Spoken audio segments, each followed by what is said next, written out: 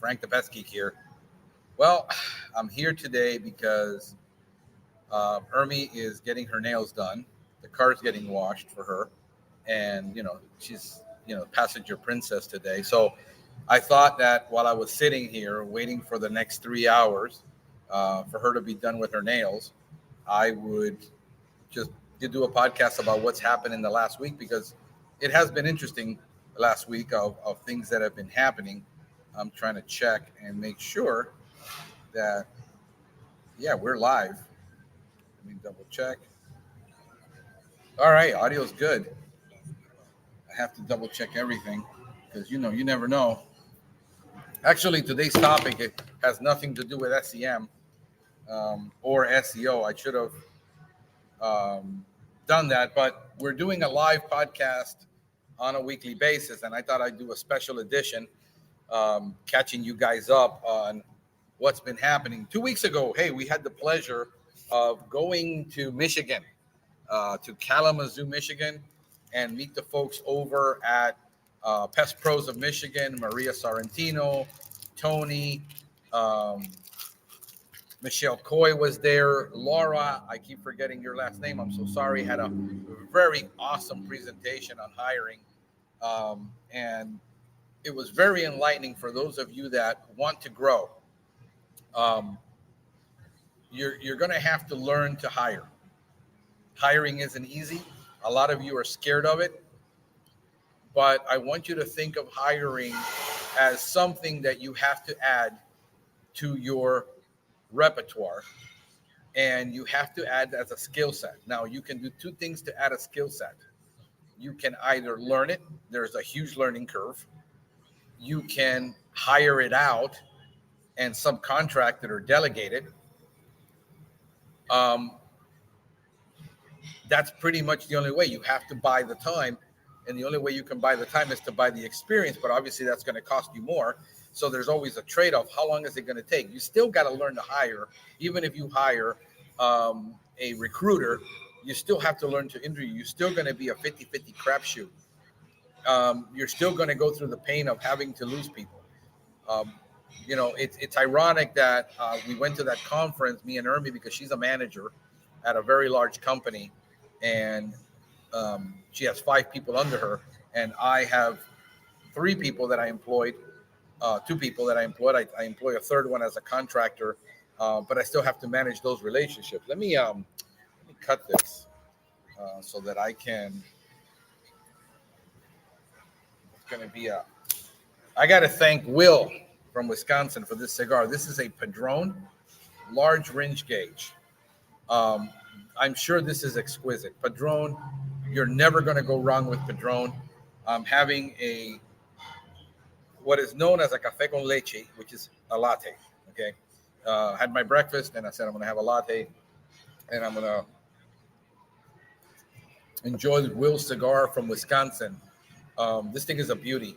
Man, it's a fat ring gauge. I don't smoke anything under 60 ring gauge. I'm like, dang, dude, but you're a big guy. Look at me. I'm a little guy, but I got a big mouth. I have a big mouth, humongous mouth, which I use. Not in coordination with my ears always, but hey, it's part of what makes me unique. Yes, I do need to learn to listen more. I've been told repeatedly, profusely, and I get better at it. I mean, I do listen when I'm engaged and when I have to lean into a conversation. However, most of the time, my brain is all over La La Land on 5 things that I need to do.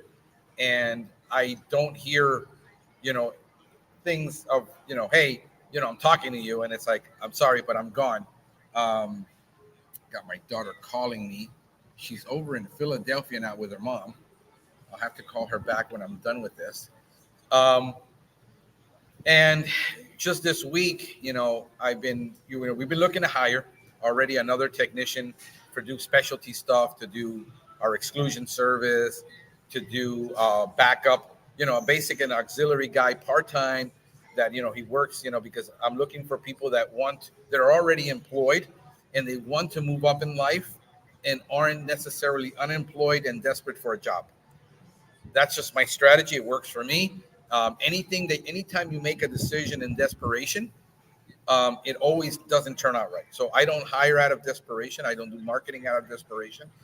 A lot of people say I'm too slow to react sometimes, but I've learned that when I do react, I'm the one that has to pay for it. Understand it's my pocketbook, and you can give me all the advice you want, but at the end of the day, I have to execute.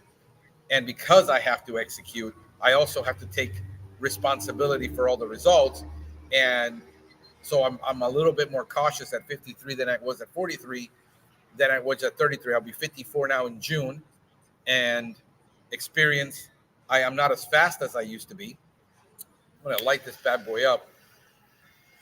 And I really had a good conversation with him and his wife. They're wanting to grow. You know, he went into this game after 35 years of being a technician. He's 57 now, Will. And that was an interesting conversation because, again, everybody's in a different place. Everybody's in a different place in life. Everybody has a different tolerance level of what they can tolerate, how much stress they can take on.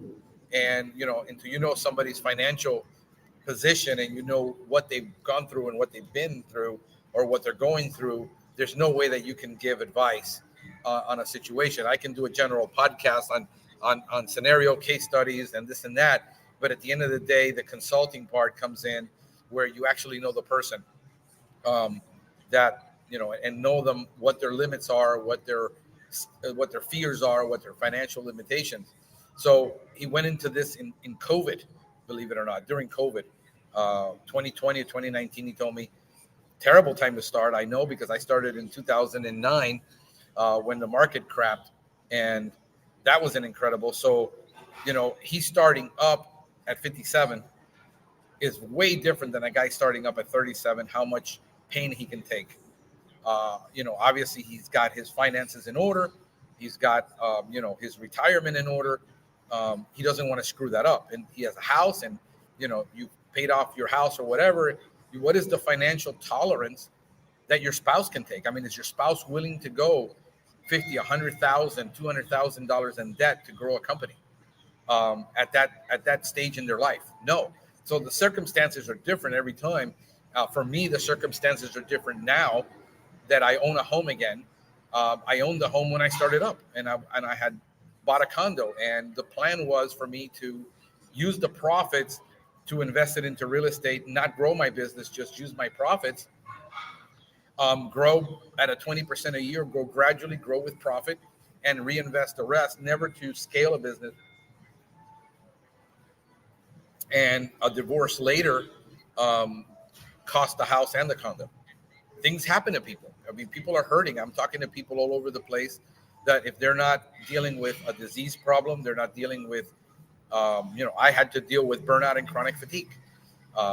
And I had to figure out what was wrong. It took $20,000 in lab work to figure it out. Do I want to be stressed with 5 new technicians training and running around and going insane? No, I've got an opportunity now to grow in a market that has opened up for me in Gainesville. I'm looking to buy a company over there, buy a route.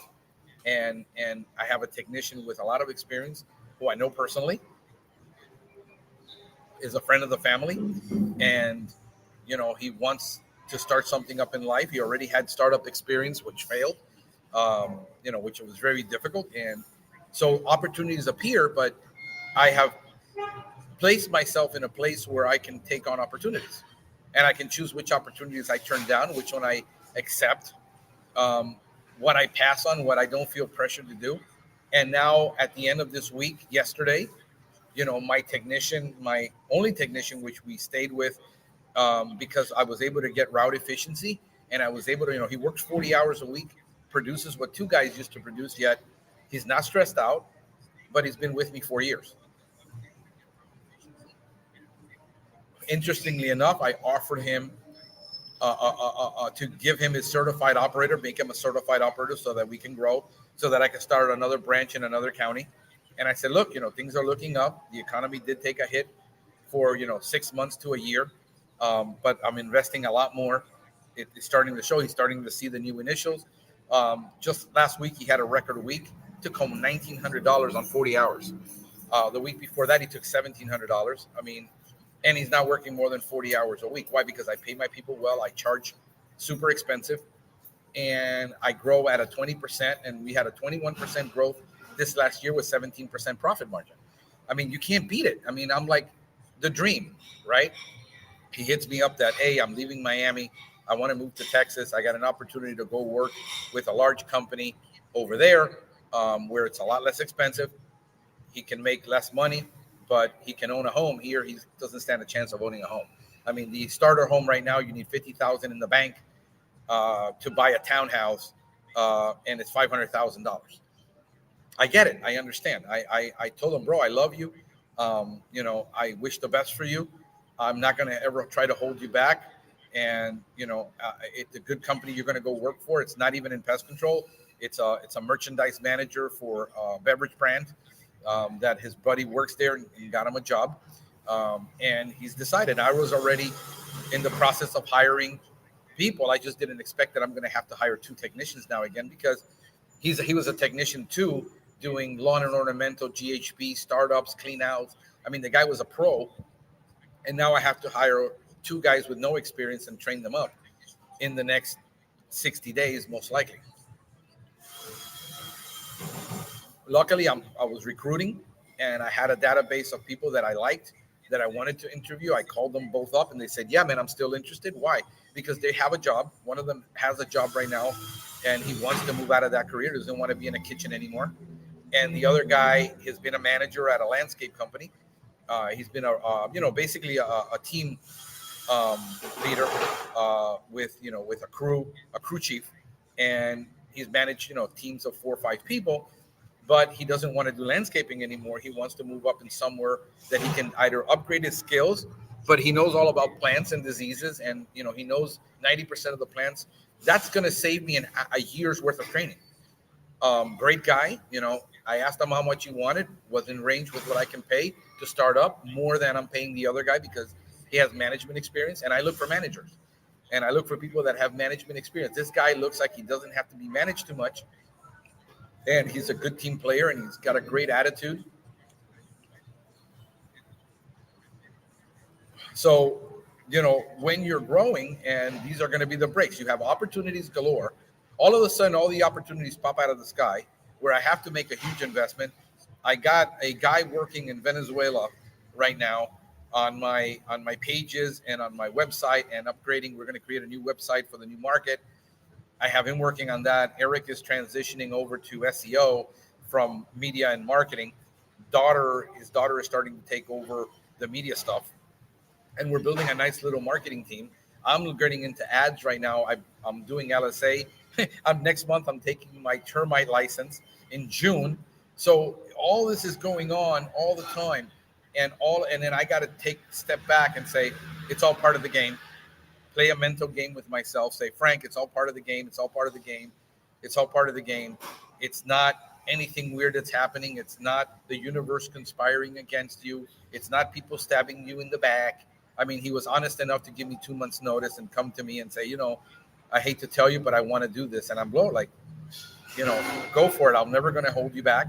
I'm going to make my daughter a technician ID holder because she's 15 now. She can be one. And if anything happens in the future in the next 3 years, I'm looking out that I will have a certified operator that can step in, even though she's 18, doesn't know anything, legally step in. And if anything happens to me, I'm always having to think 2 to 3 steps ahead of what's coming. And a lot of times you get blindsided. And the game that you got to play with yourself is to keep saying this is a game. And I understand it's par for the course. It's not personal. It's not anything that's gone wrong. You've done everything right. You've done a lot of things wrong too. And, you move forward. And this is where we're at. I hope you guys can see me enjoy this cigar with me. I don't know if you're having a cigar. I don't know who's online. All of these things, we're adding new services this year. We're adding, pest intrusion detection service, which is huge down here with old homes, where we're doing smoke testing. to try to find where other companies have failed, and they haven't failed. It's just that there's an intrusion that nobody to look for. That's an opportunity for us. Termite is going to get added. We added exclusion services last year. It's going pretty well with that. We're adding minor exclusions and major exclusions. Most of them are minor. So, I mean, guys, this is what running a business is like. I wish I could change that so nobody's confused about it. People are logging, oh, he's going to talk about SEO and he's talking about something else. My bad. I was actually looking at where to change that, and I keep forgetting this is new software that I'm learning to use. But it allows me to do what I want to do, when I want to do it, how I want to do it. It gives me freedom, which is really what most of us are really wanting. Let me see if I can open up the chat over here in the chat room. Yeah, there we go. All right. So, I got a couple of people on Facebook. We're on Twitter. We're on LinkedIn. I think we're on LinkedIn. LinkedIn is being a pain right now with us. We're on YouTube Live. And we're doing a ton of software, guys, that allows us to automate redistribution and publishing, which is it's an enormous amount of work manually. So we've invested a lot in automation this year to automate our SEO with AI in the background, AI inside the website to auto link and do stuff and do internal linking. I mean, I got a software that can do 20,000 interactions inside the website at one time, fix things, because we're not going to be able to spend the money on labor, even overseas. I mean, we were building a team in Ecuador with 2 people, and Ecuador is right now going through turmoil with communism, and there's power outages everywhere, and people can't even work. So even if I hired a person and their power is gone all day long, how do they get internet? Venezuela is having the same problem with a lot of areas just not having reliable internet. Lucky that guy I hired lives in a big city, and he speaks Spanish, so I speak Spanish, so it's easy for me to do a lot of these things because also the language. So when we're talking to people about growth and opportunities, understand their skill sets. You got to do an inventory of your skill sets and say, what am I good at? I'm having a friend that I'm trying to help. His skill set is just pest control. There's no way he can. I mean, I do video after video after video showing him, and he becomes overwhelmed, and it's overwhelming for him on how to do a lot of this SEO stuff and how to do the website stuff and how to do this and how to do the other. Skill sets are important. You have to acquire them or you have to pay somebody. For instance, I've had for the last 3 years a cleaning lady. That saves me 6 hours a week that I don't have to clean a house. For $150 that I pay somebody to clean my house, they're there for 6 hours on average, and now I'm paying them an extra $50 to do the laundry. They're there for an extra hour, and I'm there usually during the time, so I would do the laundry, wash it, and put it in the dryer, and they're folding it for me. It saves us an enormous amount of time. So where can I buy time? If you've got to mow your lawn, hire somebody to mow the lawn, but you don't spend 2 hours mowing the lawn. They're not going to do it as good as you. I don't care. Ermi's having a fit because she doesn't fold the clothes right the same way she does. She doesn't put them in the right place. They don't smell the same, this, that, and I said, yeah, you're right, but you're telling me to delegate because I got to delegate. And then when I delegate, you say, I don't like the way you delegated because the person isn't doing it. Okay, fine. When she's here, why don't you tell her how she's doing it wrong? No, but, I don't want to offend her. That's the problem. People want to delegate and they want to find someone that does it just like them, but they're not willing to tell the person how they want it done, which way they want it done, and how they're doing it wrong because they don't want to seem mean. So you can't delegate. You can't manage. Me, it's like, hey, she does it 80% right. I'm happy. All I got to do is put it away, and it takes me 15 minutes to put the laundry away. Why? Because I have a princess at home. Not because she wants to be a princess, because I treat her like a princess, because she works in enormously long hours. She leaves the house at 6 a.m, gets home at 7 o'clock at night, Monday through Friday, and the last thing I want her to do when she's home on Saturday is work. The last thing I want to do is when I'm Saturday in work. This isn't work for me. A lot of people are like, man, you spend all this time doing the podcast. This isn't work. This is fun. This is me telling you what goes on in my week, giving myself a little bit of therapy, letting you know you're not totally insane, that you're not alone in this, that you have to talk it through. And sometimes we just have to talk it through. And the words coming out of my mouth has to hit my brain make it down to my heart and be able to accept a lot of things. And I have no one sometimes to verbalize it with, because everybody around me doesn't understand. She doesn't understand. As much as she tries to understand me, she listens to me, and she just becomes a listener when I have to vent. But at the end of the day, she lives in corporate America. And even she has struggles where she hires somebody, and now it's a mission. We say like hire slow and fire fast, right? She can't do it because she's got an enormous HR department that doesn't allow her to make those decisions. And now it's an entire process to try to move if she makes a bad hire. So it isn't always clear cut and easy and as easy as everybody makes it to be. Alan Foyer had an excellent class. He did an entire day, which was exhausting. My brain shuts down after a little bit because, hey, man, I got ADHD. My head starts to wander. I had to take notes. She's taking notes. But he had a beautiful class on how they hire, train, and fire people and execute this. But Alan also has 35 years of experience, it being in the last, I think, 20 years at this company, being the technical director. And again, you have to build up the experience. Laura talked about how it took her 10 years to learn how to hire and fire in corporate America, how to build her team the way she wanted to build. It took her 10 years. So this idea that because you take a class, you read the book, you have a lot of bookshelf knowledge, but you still have to pay the price and learn and do these things. And you can't just do it and expect that because you listened to a book, took the class, spent an entire day with Alan without execution and without doing the work and failing at it and getting better at it every time you do it. And it is painful because there's emotions involved. It's just here, and here that you have to make all the connections. And it doesn't always happen the way you want it to. He showed 20% of his hires immediately don't make it. Laura was talking that 30 to 40% of people decide they're going to quit. Got to hydrate. They're going to quit within the first 30 days. You wish some of your people quit quickly to avoid you the pain of having to fire them. I was having there's this thread going on with Sky Lejuan. I always butcher her name. I can never pronounce it. It's French. I have enough trouble with English and Spanish to speak French. But about how, as a Christian person, when you have to fire somebody, they throw it back at you that, oh, you're a Christian, you should have a little bit more compassion in this. And what Alan was talking about is, people, you give them all the opportunities, you turn the other cheek, you put them in a program to correct themselves. And when they don't, they knew the rules coming in, you were clear. And then when you have to fire them, you've given them every opportunity. You've turned the other cheek.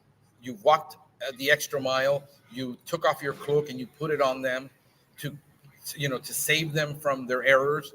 And at the end of the day, there's no way these people are going to fix themselves, or they're not a fit for the organization, or they're not a fit for the job. And you have to make the decision to fire them. And then it gets thrown back in your face that, well, you're a Christian. Like, being a Christian requires me to be tolerant of everything. To somehow have more compassion than Christ. Even Christ got pissed off, went into the temple, turned over the tables, and beat the people with a whip. Jesus, saying, hey, John the Baptist came, eating and drinking, and you said he has a demon. Here, the Son of Man comes, he doesn't eat and doesn't drink. He sits, John doesn't eat, doesn't drink, doesn't hang out with a bunch of sinners, and he has a demon. The man, Jesus, comes and he eats and drinks with sinners, and he's a glutton. I mean, you can't win in this world. No matter what you do as a leader, if you want to lead and you want to manage, you have to listen to your people. You have to listen to good advice, surround yourself with wise counsel. But at the end of the day, you're not going to make everyone happy when you make these decisions. You're going to piss off people, and not everybody's going to be happy with your decisions. At the end of the day, your decisions are not always right, but they're still your decisions. They're the best decisions you can make with the information you have, with the intel you have, and how you're going to manage that. When you have to fire a customer. I had one this week that the customer, it was 6 calls to get the contract. Mind you, this is an $89 a month deal.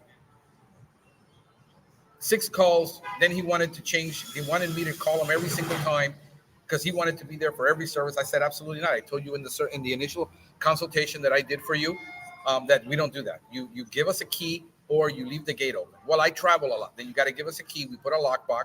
So he gave us the lockbox. He put the key. He wanted the shrubs done. Then he tells my guy, no, I don't want the shrubs done because I don't have the money. I can only afford the lawn. But you signed both contracts. So we had to go back and cancel that contract. Then he calls me, I'm traveling and I want to suspend the service for next month. The lawn looks a lot better and I want to be there. And I said, but we already had this discussion 3 times. I told you in the initial interview, when I interviewed you, that wasn't going to be possible. I told you when we did the initial service, that wasn't going to be possible. You called me last month and I told you it wasn't. Now you want to continue to do this. I said, I'm going to refund you your money and I'm going to cancel your contract because I'm not going to keep on. We've had 7 conversations and for an $89 service that you can't even afford. And this is where I realized this is not my customer because traditionally a year ago, I was charging $129 for that. What do I've learned about pricing? That if I drop the price to meet market demand, I will end up with 80% of people that just want an instant solution. Once they get the relief, they fire you. And then we end up having to do twice the work for somebody. When if I go to a rich guy's house and I say, this is $400 a month, he says, when can you start? Here's my card. And it's a done deal. But the guy that doesn't have the money that wants to get things done has to negotiate everything and feels he has to get more value and has to get the upper hand and has to be unreasonable, and I can't make him happy. So I finally said, look, I'm going to refund you the money. We're going to cancel the contract. And he said, no, you don't have to get that way. I'm a nice person and this and that. I said, yeah, but I've already had these conversations, and I don't need the stress. I don't need to keep going through this with you for an $89 service. It's just not worth my time. Well, he says, well, let's just keep it the way it is. I said, okay, but understand if you call me again with the same issue, I'm canceling your contract. I can't help you. I'm not a customer service agent that sits there and says, I am so sorry for your experience, Mr. Customer. Let me talk to my manager and see what we can do to satisfy you. No, in the sales process, I already told you what to expect. I was clear. I was honest. I was transparent. You can either afford it or you can't. This is a luxury service. So the moment your weeds are gone, you're going to call and cancel. I just had another guy do that. We solved his problem and for 3 months, and then he canceled. That's fine. When he calls me back next time, it's going to be the price discount I get him is no longer available. This is what we do as small companies that are boutique, that are specialized. I talk to people all the time. I say, why are you selling your services for less than market price to appease a customer that wants to beat you up simply because you're small and because he feels impotent and incompetent to go up against a large brand? And tell them that. Go to AT&T and say, no, I'll tell you what, I'll sign the contract, but next month, when I don't feel like having your internet because a cheaper deal comes along, I want to cancel it. They're going to say, yeah, there's a $250 cancellation fee. We don't care if you give us a bad review. We're AT&T, and we're going to stick it to you, and you're going to go to collections, and we don't care. Here I am, a small local company, providing high value, high service to you, giving you what you want, and you have to continuously beat me up about everything because the large brands, what you went to, will never allow it. They could care less. And then you want to get so much out of me. You want to squeeze me because you feel you can, because I'm a small company. What that tells me about that client is that that's not the client I want, because that client is always going to do that. It's always, you cannot change the MO of people. You cannot rewire people. We're not psychologists. We're not therapists. We're not public servants. We are small business owners trying to make a living, providing high value, high quality, high service, higher than you're going to get at any national brand for sure. And then on top of that, you're asking me to beat the price. What I always tell people, I just had 5 last week telling me, hey, but your price is outrageous. I said, no, you asked for this. You went out of your way to find me because understand that I only do SEO. So you're looking for something very specific that you went out of your way, that you didn't want everything else. I explained to you what the value proposition was. You said you liked it. And what you want is me to match the price. And I already told you I was the most expensive company. If you're looking at price shopping, you can forget about price shopping. It isn't going to work with me. Okay. And then what do they end up doing in the end? They signed the contract because they couldn't get it anywhere else. They know they can't. So why do I feel I have to drop my price? I don't feel I have to drop my price. I never feel guilty about my price. You know, when I used to sell $20,000 and $30,000 products, I didn't buy it in Adelash.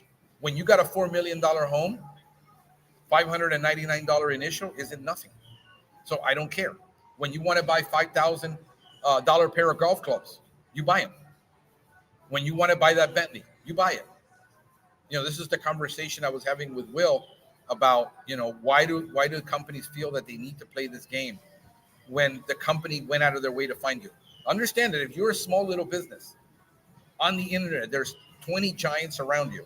Somebody went out of their way to find you because they wanted what you were offering. If you're asking for a unique service, you're asking for personalized service, you want to deal with the owner. See, I don't care if I have 10 employees. Chances are they'll still be dealing with me as an owner. They're not going to be calling a call center in South America or in, you know, it's somewhere in the Philippines or in India where everybody's transferring their calls. You're going to be dealing with a local guy. You're going to be dealing with me. I'm always going to respond. And if anything goes wrong, I'm going to be the first guy on site saying, we got to fix this, or we should have never done this. And these are the things that understand as a small business owner, why do you compromise yourself? You do things out of desperation, but you need to learn sales. You need to learn management. You need to learn marketing. You need to learn self-confidence. What I find is when I did a lot of assessments with people coming to work for me, what I found the number one thing was low self-esteem. That is the number one thing that I keep finding in assessments is people with low self-esteem. You need to know your value. You need to know your worth. The fact that you went into business, you're in the elite 20% of the population that ever tries. If you can stay in business for more than a year, you beat the odds. If you can stay in business for more than 5 years, you beat the odds. If you stayed in business for more than 15 years, you've beaten all the odds. And it says something about your persistence, your tenacity, your perseverance, your character, the things you have to do to stay in business. Don't sell yourself short. The fact that you're not able to grow, scale, that's another matter, because that has to do with skills you have to acquire that you haven't yet acquired. The faster you can acquire sales and marketing skills, the better for you. If you have to take a door-to-door sales course, you will learn so much from a door-to-door sales course. I'm going to take one because I want to take it because I want to teach it, and I want to teach my people how to do door-to-door, at least cloverleaf door-to-door sales. See, you can implement door-to-door any way you want to. You can be, I'm an advisor. I've always been a customer service rep. I've been a sales representative at companies. Why? Because my role is really an advisory role. I'm a consultative salesperson. I'm not high pressure. I've never been that way. I'm not aggressive. I simply show up to your door and say, hey, this is what we're doing. Would you be interested in knowing more about it? No, okay, thank you. Next person. I don't waste my time with people. A quick no is better than a maybe. I don't like maybes. I used to tell people when I did the in-home sales and I was selling $20,000 decks, listen, I'm not going to buy tonight. I'm not going to be pressured. I said, look, I'm not going to pressure you. I'm going to present to you our product. My product is going to be the most expensive product on the market. And at the end of the day, I'm going to do my job as a salesperson. I'm going to ask you to buy. You can say, no, I'm a big boy and I can take it. What I don't want is I want to think about it. I don't want to maybe. I don't want to have to talk to my wife because your wife is already here. I don't want any excuses. I want you to tell me a yes or a no. And I'll be happy with either. And I'll pick up my suitcase and I'll walk out of your house and I'm not going to give you grief. But I just want honesty. And that would disarm them automatically and say, okay, let me listen to what you have. You see, and I could enjoy my sales presentation, which I used to love doing. Because I love talking about our product. I love talking about our capabilities. That's what I sell. And this is what a lot of people in door-to-door miss, that they despise the tactic without figuring out how they can bring their personality into it. They don't have to become a drone. Those are the things that I'm looking at, folks, that I see constantly. I said, the fact is that they were doing marketing, and I was talking to Will about this, and I said, thank you, Will, for the cigar again. This means a lot, brother. You could have shown up with a $6 cigar, and I would have been happy. I know this was expensive. I know what this cost. And you didn't have to do it. I'm not bougie, man. I could sit with somebody. I won't drink a Budweiser with you, but I can drink a beer. I can have a cheap bottle of wine. I can do something else. We can have, scrambled eggs and ham, and I'm happy. I'm not, that guy. So thank you. He not only one, he gave me 2 cigars. I got the other one at home, and he brought me 2. But, I was sitting in him and says, here's why the marketing fails. And a lot of the time the marketing fails and people don't get it. Understand that customers are being bombarded with 50,000 marketing pieces a day. Okay.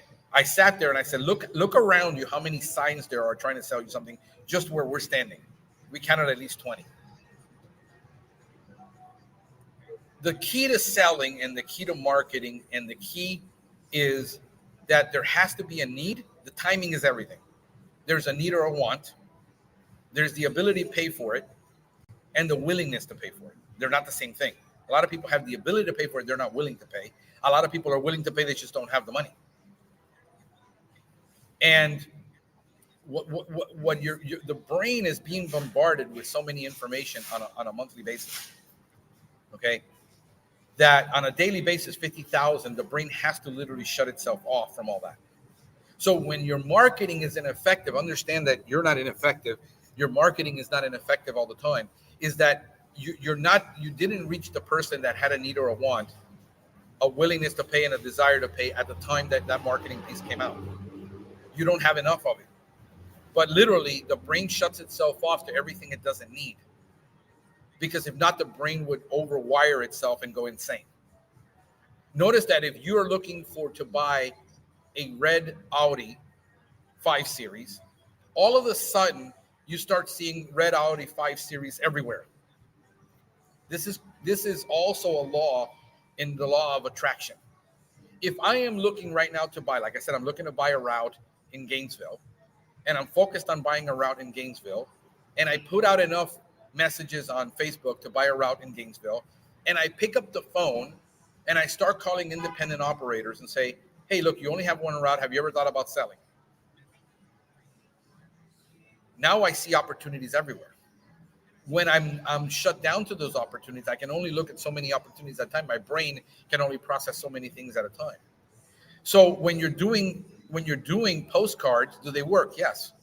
But you still have to do about 13 of them over every 2 weeks. It won't work once a month. It's every 2 weeks to about 1,000 people. And then you will pick up one because there's going to be a need or a want, an opportunity. And they're going to be, oh, this company keeps showing up. Now, think about this in marketing. If you do the GMB in a local area and you decide to send out 5,000 postcards every 2 weeks, which will be about, $5,000. I'm talking real numbers.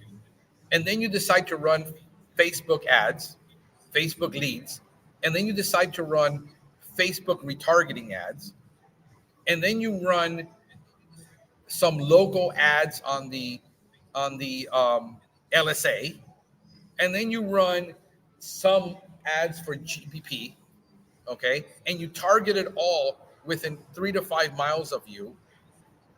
It's going to be about a year's worth of investment for you to start seeing a real ROI. But if you don't do that, you don't stand a chance against the big companies if you're doing marketing. Why? Because you're hitting these people every time they turn around and they went online and they searched, they found you locally. Then they clicked on your website and all of a sudden the retargeting ads hit them on Facebook. Then all of a sudden they get a targeted ad on Facebook. All of a sudden they see your truck running by because now they have you in their site. But they're not ready to make a decision yet because they're shopping around. They're price shoppers. You're not going to get an automatic response from that. This is why, because it isn't until there's a need or a want online that people start looking, because people don't talk to their neighbors. The company that can do referral business alone is usually not in a major market. If you're in a major market, that's not going to happen. I've already proven that. And I prove it by talking to people all the time. I keep asking the same pointed questions over and over. I sound like a broken record. You see, so to compete and to get online marketing to work and to get any marketing to work, it's about repetition and time and money and patience. And what happens is you run out of money because you did all of that out of desperation. You bought the marketing program that the agency sold you. You bought the Yelp. You bought the Angie's List, hoping it's a magic bullet, and you buy it out of desperation. And no, it's about. So now what am I doing? I'm doing 7 social media channels per day, 1 video per day. And now we're going to crank it up to 5 videos a day on social media. Then we're going to take those videos that we take the data back and say, okay, this video that we did this short, in one day got 4,000 views. So we're going to run this video on our YouTube ad, because that video gets local traction because people liked it. So I get the data back. It took me a year to get data back and figure out where our top 10 videos are, so I can run ads against the videos. Okay. Then I will start doing Instagram and Facebook retargeting ads. And then, we're going to expand our ad campaign for our target keywords, which are low price keywords, but they're very exclusive that nobody's targeting. That allows me to get the maximum amount of clicks, which gets signals, but also gives me a very low cost of acquisition, even though it might only produce 2 calls a month, but I only spend $50 on it. I'm going to do LSA ads now when I start doing termite next month, because we're going to go into the summer and I want to be able to do termites. And once I sell a $15,000 to $3,000 job, I don't mind paying $120, which is going to cost me for an LSA call. I don't mind that. We're targeting only the high priced areas, because I'm not wasting my time on the low priced areas. I want to go where the money is. So the people that had the opportunity, the willingness to pay, and the ability to pay, and I win 3 times. It's slower. It's not as broad. I'm not taking a shotgun approach because I don't have the money for shotgun yet. I have to be really strategic with a knife, like a surgeon, and cut this very carefully. That's what I do. So now this is what we're gearing up to do. Now I got an in-house agency that we can run ads, we can do social media, we can do this, and I don't have to depend on an outside source to milk me $1,000 a month to run 2 campaigns. And then where does my ad budget go? I don't have the ad budget. So, I don't know if anybody's got any questions. I see there's a lot of people online right now. You got any questions for me? I'll just, sit here, answer your questions. Just ask me here on Facebook, on YouTube, wherever you're at. Just ask me the question. I'll try to answer it. And hang out with you folks. I've been on 43 minutes talking with a cigar in my mouth. But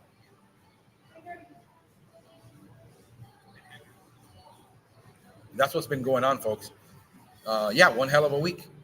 But, hey, long ashes to you all. This is awesome. Let's see here. I'm on. Yeah. So anybody on Facebook, man, let me see who's on Facebook watching. I guess somebody's there. Hey, Gustavo. Hey, Gus in New York. How you doing, brother? Gus is in he was in my SEO class. He implemented a lot of things that I taught him. Things started working, turning around for him. By the way, it's a private SEO group. It's only available for those that take my SEO class and are serious about SEO. I don't want everybody in that group sharing my stuff. If you're not serious, if you just want to toss it around and maybe try to learn.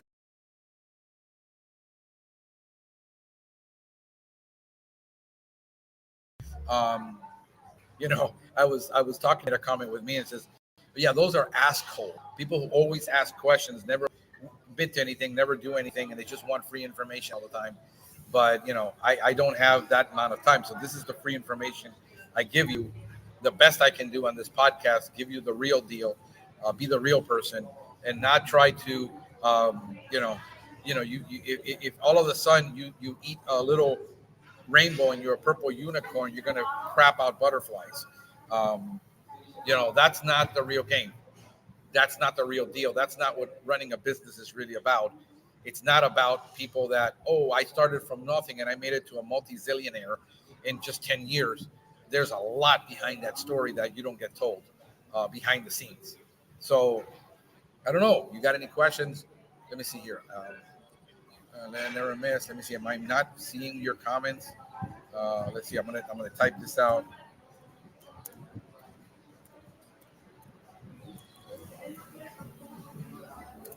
All right. I pull that out on Facebook. Let's see if it comes out. I'm testing this software too. I'm learning how to use it. This is good practice for me to be out here doing this in my spare time.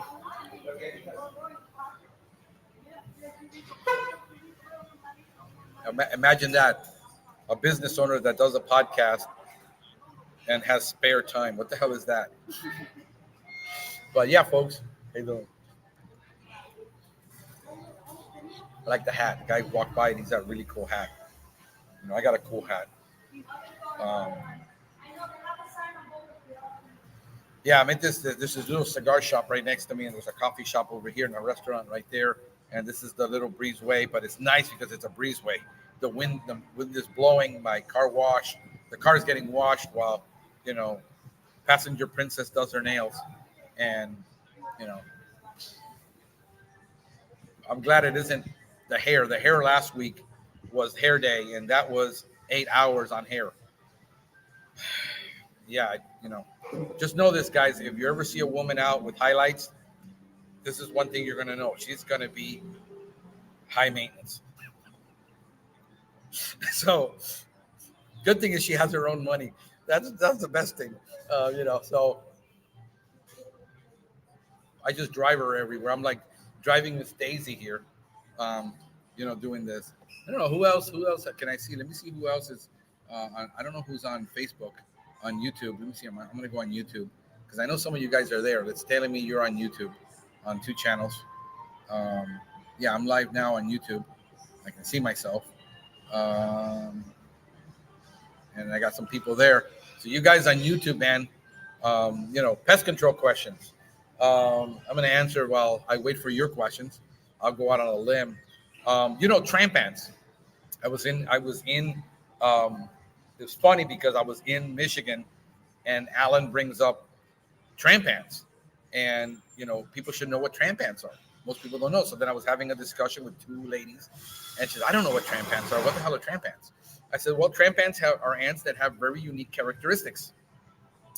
The reason they're able to go around the world is because they're hitchhikers. They're known as tramp ants because they hitchhike, usually on ships, planes, anything that they can hitchhike on to move across the country. They usually have characteristics that allows them to survive anywhere. So basically, they're omnivorous ants.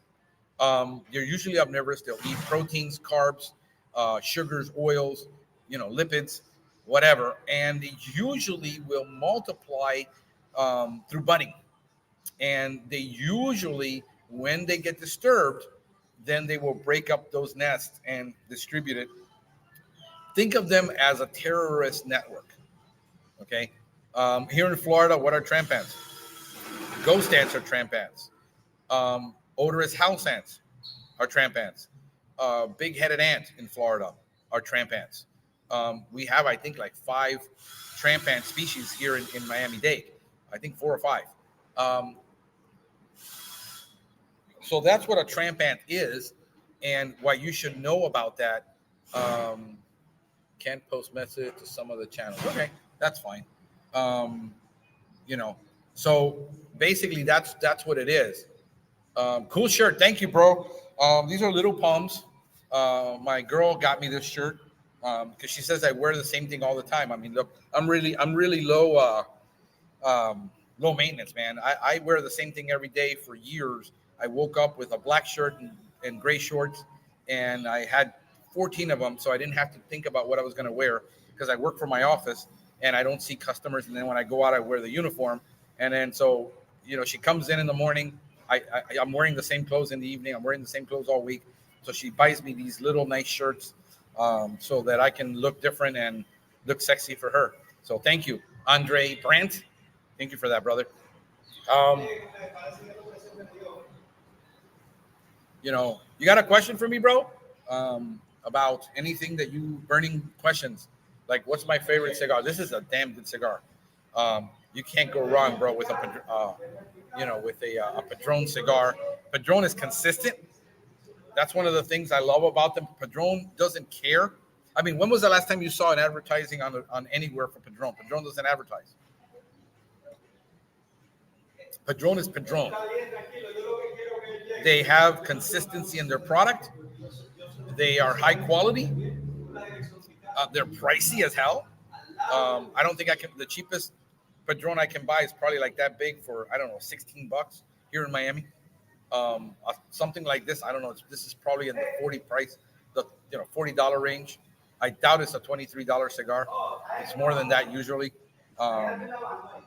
So this is what we need to be like. We need to be like Padrón cigars. Consistent quality. We don't apologize for our pricing. We don't have to go out there and kick every door down to everybody to let us in. We're unique in what we do as small little companies. And I'm not talking about a solo operator. I'm talking about a company with 4 or 5, 10 technicians. That's what you need to do, is need to be the high quality company in your area. Build the best team that you can build. Hire the best people that you can hire. Charge the highest prices you can charge and deliver on your promises. Nobody ever gets upset by paying for quality. Women that have 27 purses that all cost $400. Jimmy shoes. I mean, I walk into a house and I see Jimmy shoes. Those things are minimum $800 a piece. And they're Jimmy shoe, not Jimmy shoe. They're Jimmy shoe, and they're Jimmy Choo shoes. I see that stuff and I'm like, okay, so you don't care what you spend your money on. I give you quality, I give you consistency, I give you service. Whenever you call, we're there. We don't give you excuses. That's what you're really wanting. That's what we sell. And, so back this week, I raised my prices on some things again. Because I noticed that when I drop the prices too much, so it's finding that balance of where that sweet spot is in pricing, where it is finding your sweet spot. So I don't know if anybody, I've been here 52 minutes. I'm probably going to do, I don't know, I'll hang out. I got people here that are watching, wanting to know.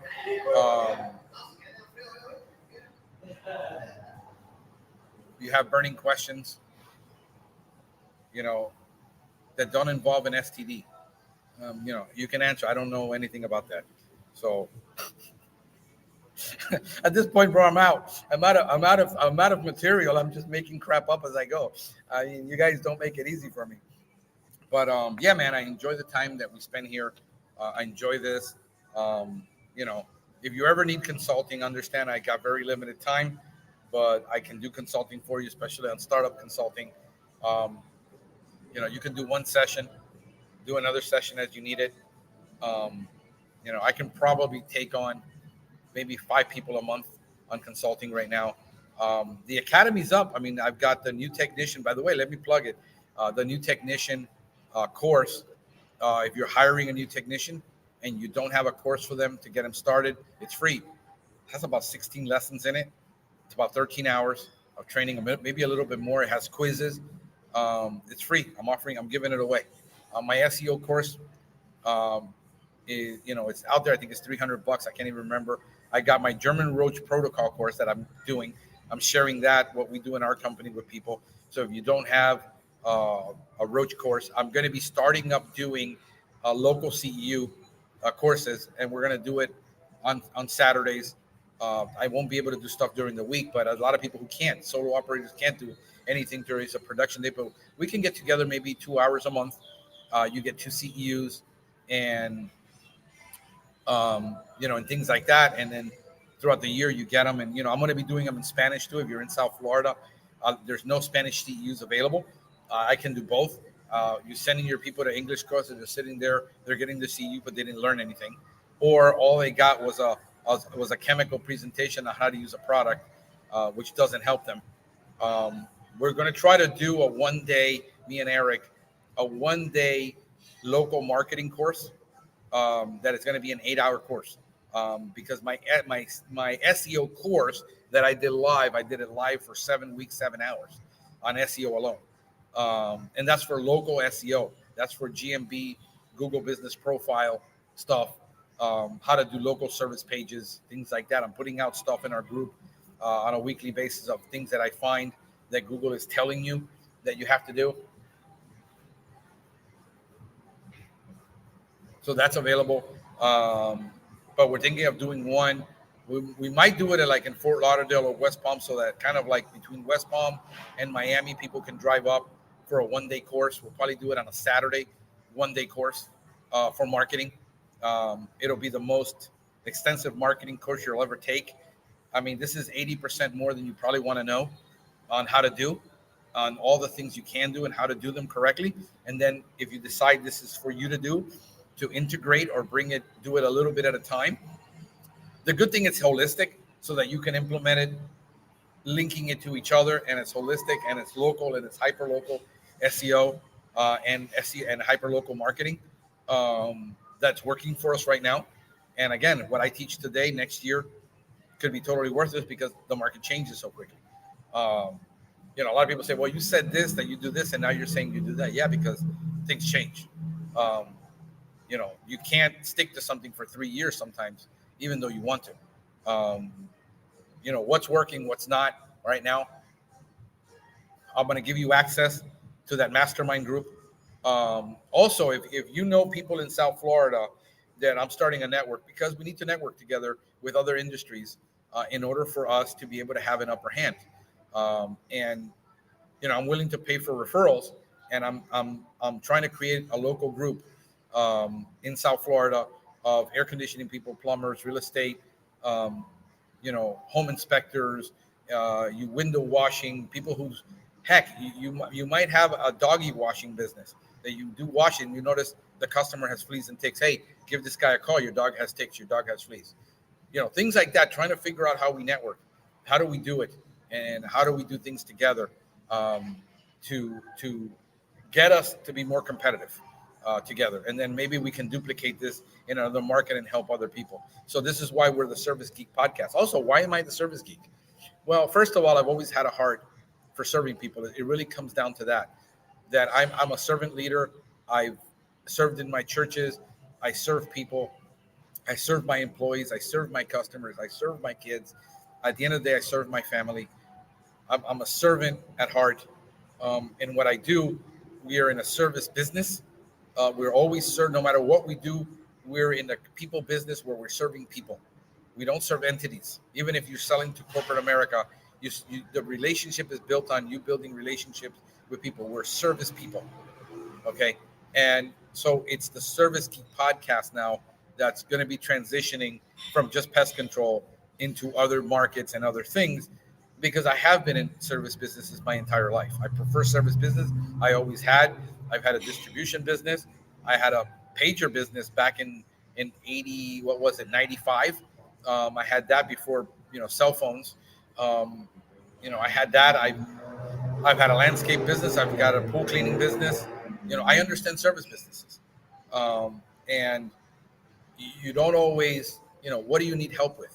What do you need to understand? That we can get a group together of people like-minded that are servant people that just not are not interested in being the biggest, the baddest, and just basically using everybody, but honestly working together to help other people. So that's what I'm about. That's what I've been doing this whole time. I'm looking at the next 15 years of my life. I want to grow my company, eventually probably sell it, or seeing if one of my kids ever want to get into this business, and then I get into more consulting and training, which is my real passion. And I'm an advisor at heart. I'm a pastor at heart. That's who I am. And I can't change how God wired me as much as other people would want me to change and want me to do things differently. I got to do what makes me happy at the end of the day. spending here, having a cigar, drinking a coffee, being on a laptop, talking to it for an hour, going on a class, teaching an hour class, doing a CEU course, um, preaching at a church and bringing the gospel message, teaching at a church. Those are the things that make me happy. It is not the money. The money is a result of things I worked really hard at, that I've cared about and I've nurtured, and therefore it produces an income. But if you ask me if I could, what would make me happy? Um, Probably being a youth pastor again, dealing with young people, um, pastoring. That's what would make me happy if I didn't have to work, but I refuse to take a salary from a church. Therefore, God has to provide it. I refuse to take a salary from the people that are giving me their hard-earned money um, to an organization, and then we would have to be really about outreach. I'd never take over a church or pastor a church or start a church without being focused on outreach and giving back to the community, and somehow giving food away to the hungry, medical care to the needy. At the end of the day, you could call me a bleeding heart Republican. Call it whatever you want.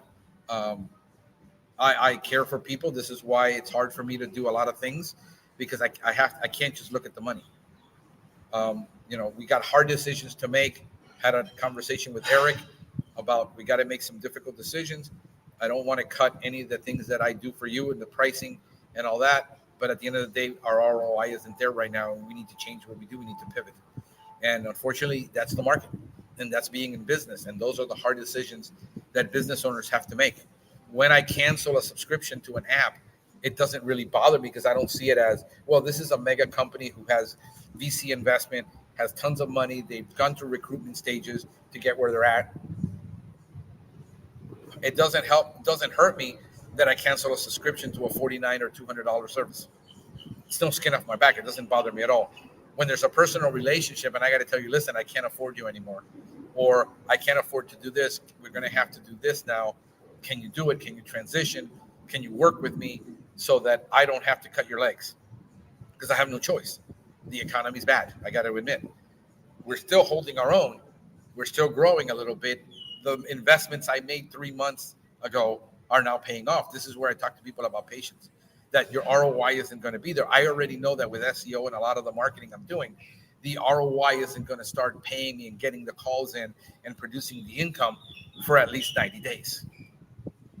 And I'm prepared to make those investments. You got to invest in a brand new site that's going to cost $5,000-$6,000 to build out initially, and the ROI won't be there for a year. And we're working on our relationships and our connections to get some contracts, and they fall on my lap sometimes. And people acknowledge the work that I've done, and they've seen my integrity, they've seen my consistency. The only thing you can say about me is that at least I'm still here. I'm still doing the same thing, saying the same thing. Nothing changes. Nothing is new under the sun. It's just that you need to hear it again, and you need to hear it again. And some people just need to hear it and get validated. Some people a year from now is going to hear this message and get encouraged by it and go start up. So I never know the impact I'm making in the world, that I'm making in people's lives, how I'm enriching people's lives, and I won't know a lot of this until I get to heaven. I won't know what my true contribution to society was until I die and get to heaven. Some people will forget me immediately. What legacy do I leave behind? There's in a movie called, I think I was told this, I forgot who told it to me this week. I'm sorry. The movie Troy, and there's a scene in the movie that says, this is why you will not be remembered. And I want to be remembered for the good I did in the world. At the end of the day, that's what motivates me. That's what drives me, is that what drives me isn't money. What drives me isn't success. It isn't growth. At the end of the day, I want my kids to say, yeah, he showed us how to be successful and he paved the way for us. But at the end of the day, he was a darn good dad. He was always there. For my wife to say, yeah, he was caring and loving and he was always there. Those are the things that I want to be remembered by my friends, that say whenever I needed him, he was there. I've never asked a penny. I was just having a conversation with Joel last night where we're going to go out on his boat. Joel and I met like 4 or 5 years ago when he was starting up and he had an ant problem and he couldn't solve it. He couldn't solve it. He couldn't solve it. He couldn't solve it. He reached out to me, not knowing who I was. And I said, bro, let's do this. Next week, I got a little bit of time on my hands. I'll drive up to that house with you. We'll take a look at that ant problem. I'll tell you where you're failing. And I did. I drove 50 miles to go meet him. Didn't ask him for a penny. He'll tell you the testimony. I never asked him for anything. I just wanted to help him because he was starting up. He was hurting. He was frustrated with his house. He followed what I told him. Yes, it did take him 3 months to solve it because of the ant problem, the way that ant behaves. But he solved it, and then he learned to solve it from that point on, and we became great friends. I've been to his wedding. I've been to his kid's birthday. He invited me out on his boat. Ermi pinched a nerve in her neck. There's no way she's going to be on a boat jumping up and down. She won't be able to function. Today we might take her to urgent care. And, we talk every day, and we challenge each other every day. What's good about him, he's done more in 4 years to grow his business than I've done in the last 10. And I'm happy about that. Every day we talk. Every day he challenges me on some stuff. I challenge him on some stuff because he's great at certain things that I'm suck at. And I am great at certain things he sucks at. And, those are the friendships. So he drives, like 2 weeks later, he says, hey, bro, are you home?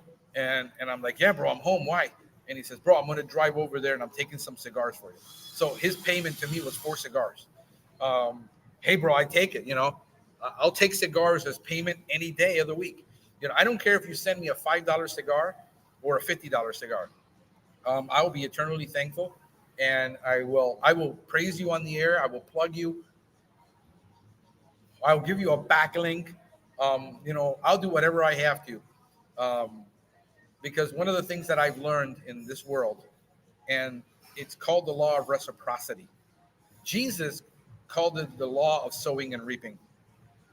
It's the same thing. He says, if you give and you give abundantly more than you can, and you give it abundantly that you cannot, then you cannot give anymore. God is going to fill you up so much.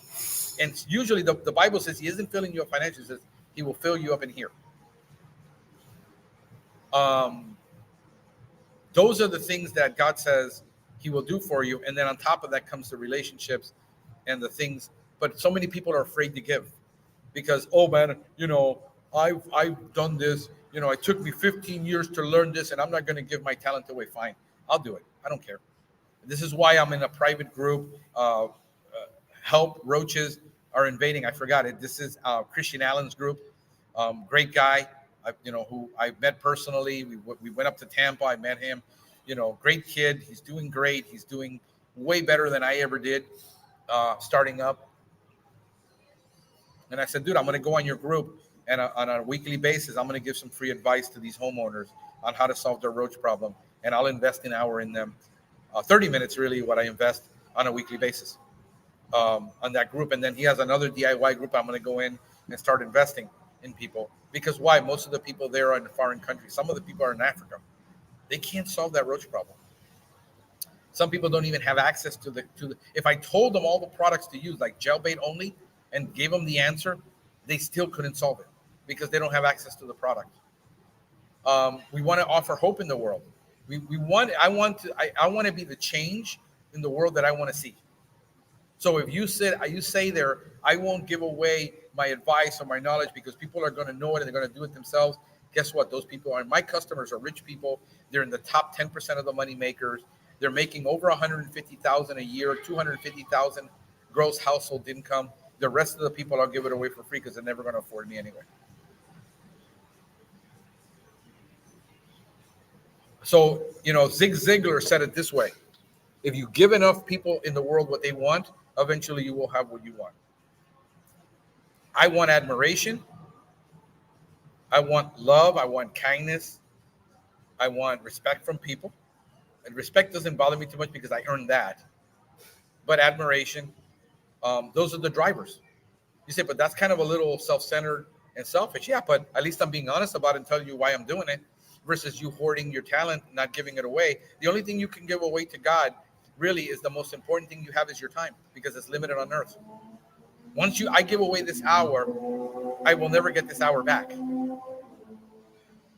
Never. I'll never get 15 minutes back of counseling that I give to somebody. I will never get any of that back, except in gratitude, an eternal gratitude when I get to heaven, where you get into heaven and you hear Jesus says, "Well done, good and faithful servant." That's really all I want to hear. At the end of my days, that's what I want to hear. Well done, good and faithful servant. In the least of these you were faithful, I will put you in greater things. There are people out there that I've been having conversations with who feel that they should have been paid $70,000 a year for working for a company, and they were never appreciated.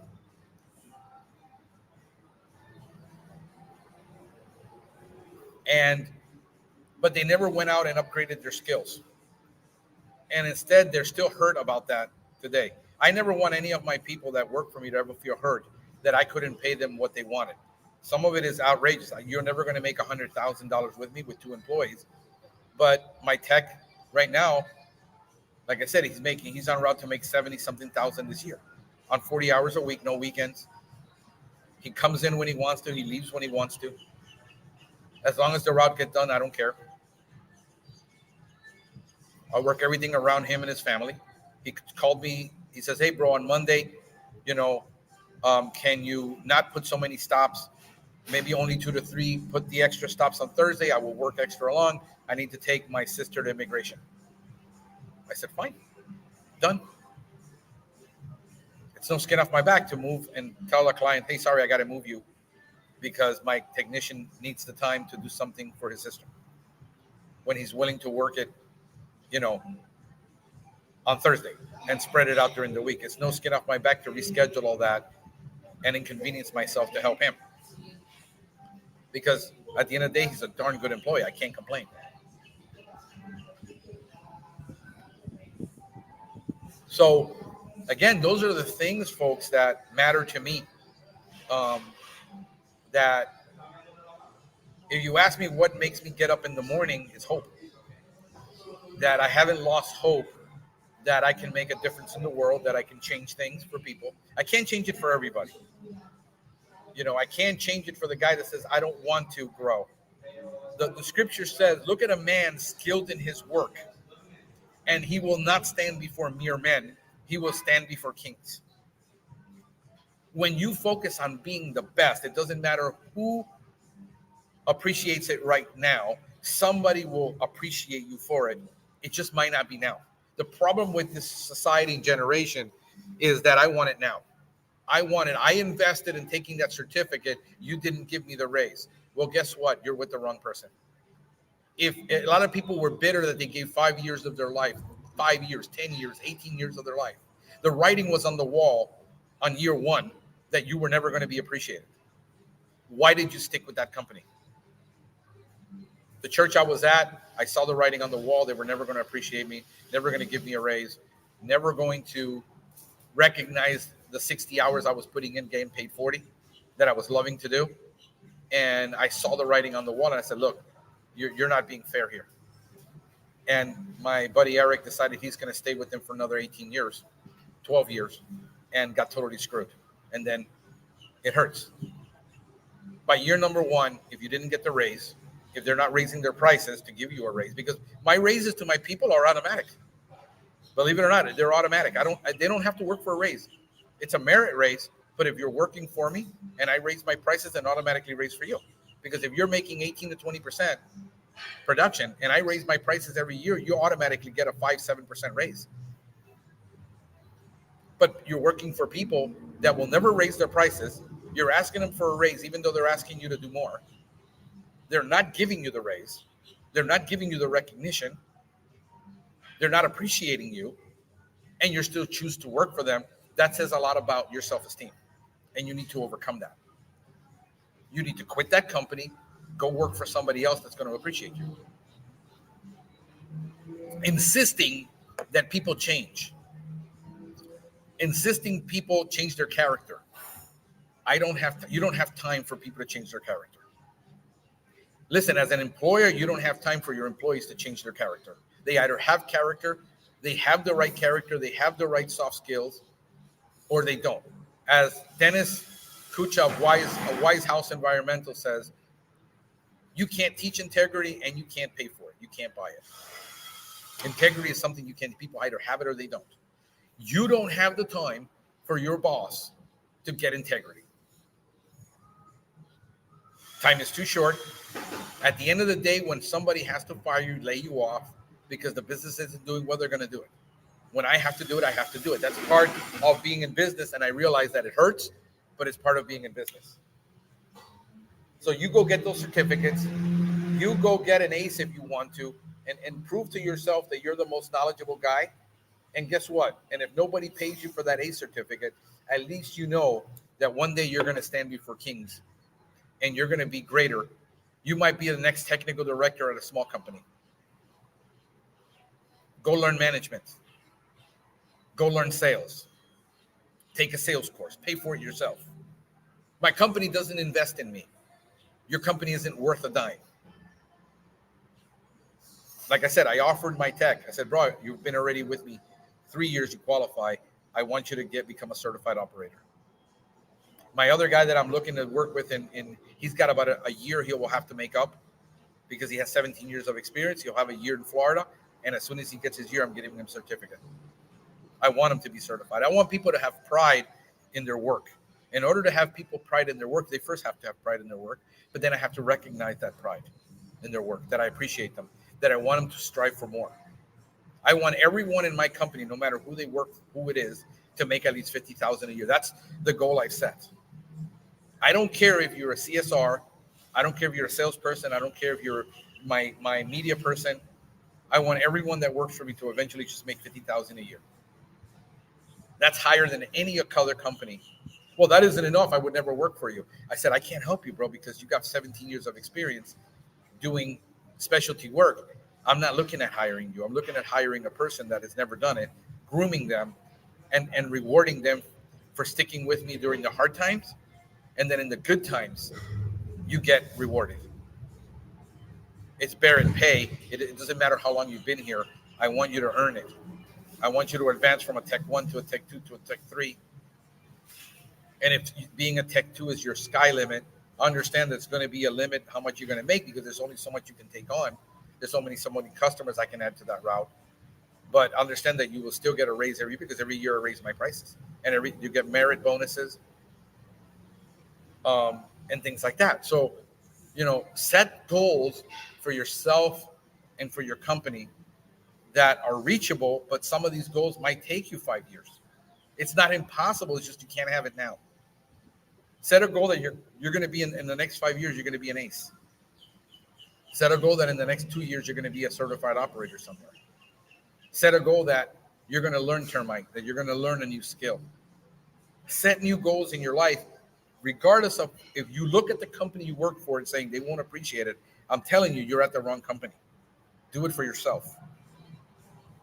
Feel good about yourself that you accomplished it. Tell your kids, I tell my kids all the time, you need to do better and you need to learn more. And well, why don't you apply it? My kids see me studying all the time. My kids see me, my daughter's like, you're always learning something new. And she goes, dealing with you is like dealing with Google. My daughter is impressed by me. That's the biggest compliment I could ever have. Go show your kids that at 53 years old, you went and got a certification that only 1,200 people in the world have. That you went out and got that termite certificate at 40, at 50. Go, the biggest example, the biggest thing you can do is always to show your kids how you're striving for more. Therefore, they can't come to you with BS excuses. Well, look at you. You don't do any better. You're not doing anything new. Because they will. They're thinking that, you work a job, but understand that job puts food on the table. I had to remind my son that the room he has is because I pay for that. That the phone, the thing he has, the computer, the after-school program, the tutoring that I pay for is because I make the money. and he doesn't deserve anything because he hasn't earned it. I pay for it. And he's going to be 18. He's 10 years old in 8 years. I remind him that you're going to be 18. And then when that happens, guess what? You better have figured it out as a man, because I'm raising you to be a man. And the reason you have chores and the reason you have responsibilities is I'm trying to teach you responsibility, because work ethic and character is a home job. It doesn't take a village, bullshit. It doesn't take your teacher. It's not the school's responsibility to teach your kid character. It's your responsibility. And if you've been an absent father, and what we have in America today, if we have a bunch of kids that don't understand work ethic, it's because we have a bunch of parents that didn't teach them work ethic. Didn't hold them accountable to learn to work. He takes out the trash area. He blows out the backyard. He scoops the poop out of the cat litter. He changes the pads. He does his homework. He goes in and does his IXL training that he has to do to keep his math score up. And then after that, he can go play. He can go outside, do whatever he wants to do. But until the chores get done, the homework gets done, and the responsibilities you have here get done, you don't get to go anywhere. And I make it clear that I don't owe you crap. I let my kids know I don't owe you crap. I owe you to give you an opportunity so that you have every opportunity that I didn't have. Because I didn't have a father, and I remind you, I didn't have a father coming up. I had to figure it out. You don't have to try to figure it out. That's why I'm here, to help you. But understand that if you resent that, you're going to hurt yourself, and you're not going to be a man. Because I guess what? When you get fired from your first job and nobody will hire you because you have no character, that's on you, because I did not teach you that. So understand you might not like it right now because you're 10. But understand you're going to remember this the rest of your life. So understand that we're complaining about kids that can go work 18 hours and go. I'm not complaining about kids that are smart and education. I'm a big fan of education. People think, well, Frank, is against education and against degrees. I'm not against education, and I'm not against degrees. I'm against the way it's sold, telling you that you cannot be successful unless you have a degree. My daughter, she wants to be a chemical engineer, a medical chemical engineer. That's what she wants. She's 14. That's what I want to be, Dad. That's what I want to do. I said, okay, great. Let's go and start looking at internships before you're 18, before you graduate, where you can get into these companies and learn what that's about. I said, she's got a 4-year paid college right now. Let's get you some scholarships, and let's get you this. My daughter has an enormous amount of work ethic. I want you to come work for me next year. And I'm going to pay you, and I'm going to pay for your car, and I'm going to pay for your insurance, because you would not be able to afford that on your own. But I want you to work for me. And I want you to have this, and I want you to have that. Why? Because I told her, I said, if you want to be a chemical engineer, I don't want you to get a bachelor's degree. I want you to go all the way and get a PhD. Because that's where you're going to get the respect. That's where you're going to make the money. And if I have to pay for that PhD myself so that you're not in debt when you get out, I'll pay for it. If you want to go all the way. My son is 10 years old and lazy as hell. And I got to push him. And I'm going to push him. And at the end of the day, look, you're either going to come work for me, you're going to go learn a skill, but you're not going to go work at a dead-end job. If you want to spend the next 8 years till you're 28 figuring out who you are as a person, and then complain about how the world doesn't give you respect and how every job doesn't pay you a living wage because you were a lazy ass and you didn't want to go work for me and you didn't want to go earn a degree and you didn't want to go learn a skill that you can do something with, that's on you, bro. That's not on me. Because not every kid is going to grow up to be a lawyer, a biologist.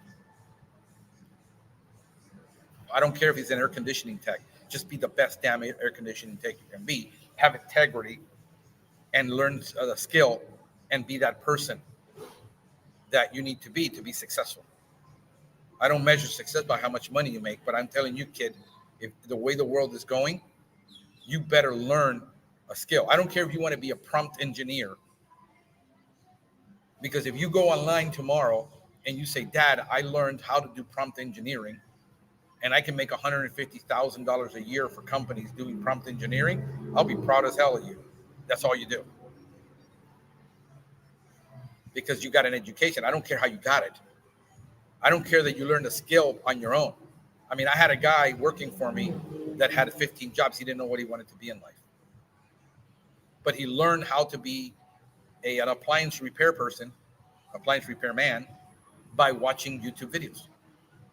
And he went out and worked for a company, working repairs. But the promises never came through. The guy said, I'm going to give you a percentage. And then turned out he paid him like $8 an hour, something ridiculous.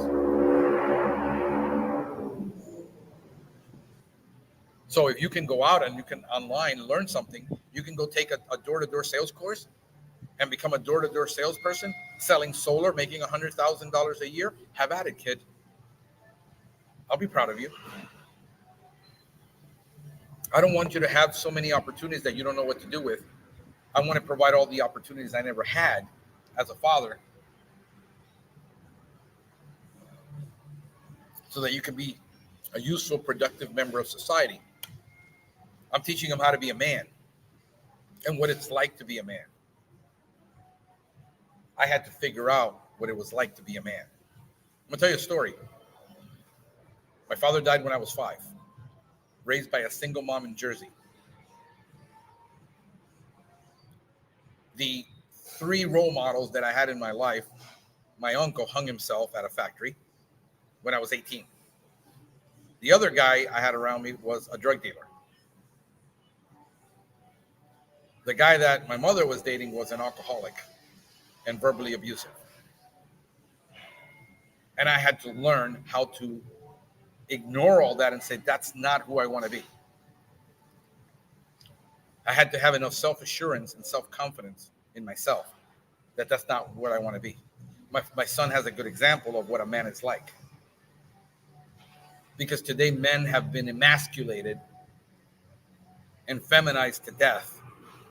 And they have no idea what it's like to be a man. You have a bunch of kids that are 28 years old with no father in their life. And that's why I became a youth pastor. You're starting to see the pattern of why I do what I do. So my kids can't say you're never there, because I'm at every recital. I'm at every parent-teacher conference. I'm there when they need help with the homework. I just took my kid to soccer. I hate soccer. I hate sitting out. I've got chronic fatigue syndrome that hasn't been diagnosed, and I'm on medication but if I go out in the sun for 2 hours, I will have body ache, pain. I will be in bed the next day for 2 days. That's why I'm not in the field. That's why you see me in the shade with a hat and a cool breeze, even though it's hot out here, because I can no longer pull that off. So I have to make it work. I have to learn how to do it. And I tell my son, look, I want you to be, you see the example? This is what being a man is. You take responsibility. You learn to provide, because the Bible says that a man that doesn't provide for his household is worse than an infidel.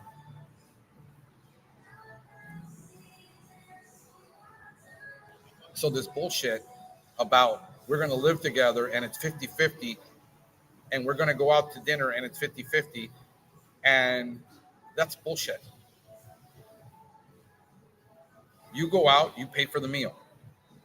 You make yourself responsible that you can earn a career and make the money so that even if she can't work and doesn't want to work, that's her prerogative, you can still support a family. So you better figure out what you're going to do, because at 8 years old, I'm starting to get into his head. You see, this home that I have, the cars, this happens because I paid for it and I had to learn to do it myself. I can make life easier for you. I'm just not going to make it easy. That you don't step up to the plate and take on responsibilities. This is what being a man is. This is what being a biblical man is. I'm sorry that you get offended. You don't like it. You'll disagree with me. You'll send me hate mail. You're going to tag me on this video and say I'm an idiot. I don't care. I'm raising my kid to be a biblical man. With biblical values, not religious. That's what I'm raising him up to be. So those are the challenges of doing everything. You got to balance everything out. I got 17 balls in the air right now. I guarantee you one's going to drop. I'm going to drop an egg. So what? At the end of the day, what's important? What's a priority? You know, what's vital? What's urgent? And at the end of the day, I got to make choices all day long. And I got to make decisions all day long. And some of those decisions are good. Some of those decisions are bad. But at the end of the day, I made them. I'd rather make a decision than be indecisive. We meet. Hey, bro, I want to do this, and let's do it. No, I can't do it right now. And because of this, I can't do it because we don't have the funds for it. Maybe in 6 months, revisit the idea with me and we'll talk about it again. I'm not saying no. I'm just saying no right now. The thing I had to learn how to get good at is say no. Be candid. Because what I'm finding is I get surrounded by people sometimes that don't know how to say no. And they say yes, and then they don't do it. I said, let your yes be yes and your no be no. When I tell you no, I can't be part of that church thing, and I can't do this, and I can't take on more responsibility. Be gracious and accept my no. I don't owe you an explanation of why I have to say no. I owe you to be honest with you and say, right now, I can't do that. Let's talk about it again in 6 months, 3 months. Revisit, call me back. It won't happen. No, I'm not going to get involved with that. That's a definite no. And you got to get good at saying no. And we don't want to say no to people because we want people to like us. Part of being a biblical Christian is let your yes be yes and your no be no. Don't lollygag and just be decisive.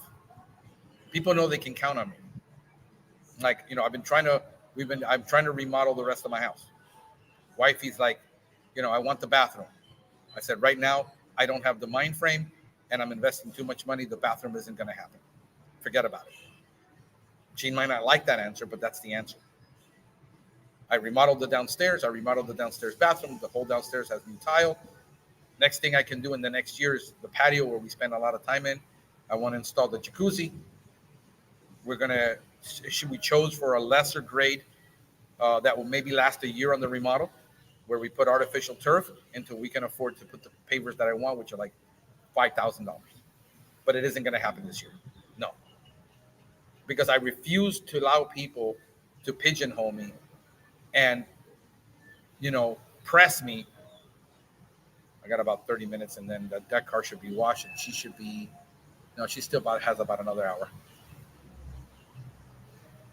to pigeonhole me and say, yeah, but you got to do this and I don't have to do anything. The only thing I have to do in this world is die, because I don't even have to pay taxes. There's many ways you can figure out legally not to pay taxes. You can get a trust, put the business in a trust. You can keep investing every penny and not pay taxes on the profit. As an employee, you can go out and get an LLC, put your vehicle under the LLC, and write it off. There's a lot of things you can do to legally not pay taxes. But I got to die. And my years are limited. I got grays. I don't have a guarantee on tomorrow. So I tell people, no, all the time. I got good at it. Where I always was the person that told yes to everybody, and yes, and then I got overwhelmed, and then I couldn't do it, and then people are like, but you told me, man. No, now it's yes or no. I want a consulting with you, bro. I want 5 minutes of your time, bro. It's $159. I get people all the time. I want to call you and pick your brain on something. Look, if it's a quick question, shoot me a text. If I can answer it quick, yeah, but I can't guarantee you an hour of my time. I'm too busy. And as I get busier, the no's become more and the yeses become less. So I say yes to a few things in order so I can be committed to them, but I got to say no to about everything around me. That's just a reality. So I don't know if I'm helping anybody here, if I can help you, if I can do anything for you that's going to help you. Be better, be a better technician, be a better father, be a better employer. What are the things you have to learn? And I'm sorry, I've learned them along the way. Why I have no hair, why I have a beard that's gray. It comes from a lot of stress. What did I learn? How to manage the stress better by saying no. When that customer, I already know that customer isn't going to buy because he's already asking for things that I'm never going to do. That's the time I say, listen, we're not for you. I wish you luck and, have a nice day. We're not going to continue this conversation. It's fruitless to waste another minute of my time on a client that isn't going to buy. Learn that you don't keep holding on to things that aren't going to work. I held on to a marriage 4 years longer than I should have because I wanted to try to save it. But I already knew it was done. Yet I still tried. I already learned when things aren't working, I shoot it in the head really quick. This is not working. This relationship is not working. I hired you. This is not working. I tell people, look, I'm going to take you out for 3 days so you can work with me, see if this is for you. But I need to know by the end of the week if it's for you, if you're going to show up. And if this isn't for you, you can't see yourself doing this long term, I'd rather know now. I don't hire anybody that needs a job. I hire people that want to do better. Not anybody. I had a guy call me, no, but I need a job, and you advertised the job. And I said, did you fill out the application? Did you fill out the resume? Did you do the video interview? No. I want to talk to you. I said, because I need a job. I said, that's right there. You're desperate, and I don't want you. I don't want to. I feel bad that you don't have a job, bro. And I have compassion, but at the end of the day, you're not going to be the best thing for me, and this is not going to be for you. Desperate people make desperate choices in the moment, and then they get to regret it, and everybody around them regrets it. You speak English? No. I can't work for me. Do you have papers? No. I will not pay you under the table. You can't work for me. It's that simple.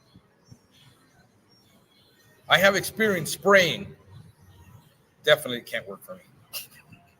I mean, I'm not gonna. The guys think that's a badge of honor, bro. I know how to mix chemicals in the tank and spray it.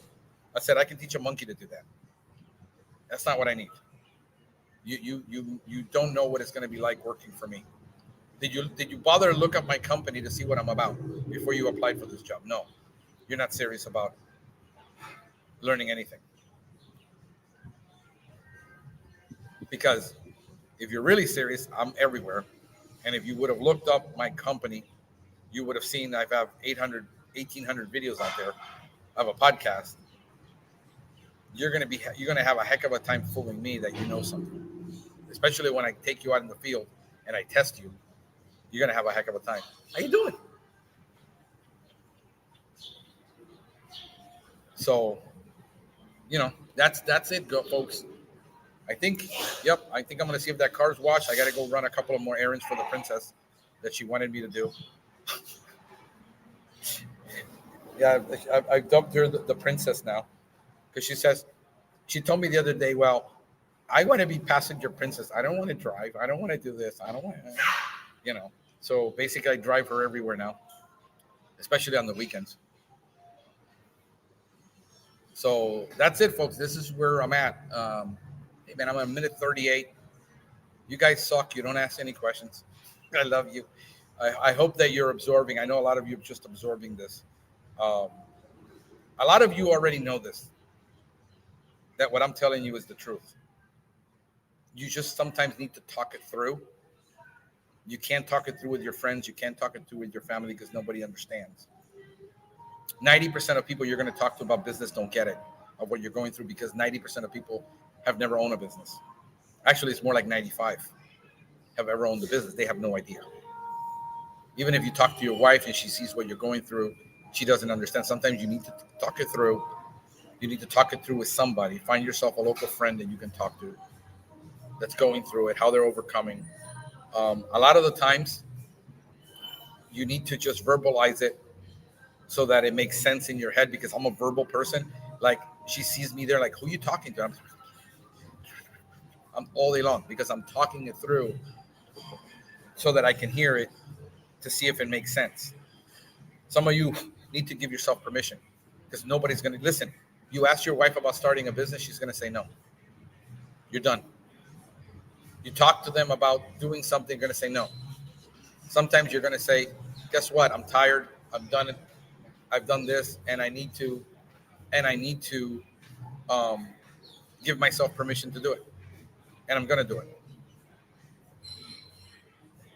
And that's going to be the end of it.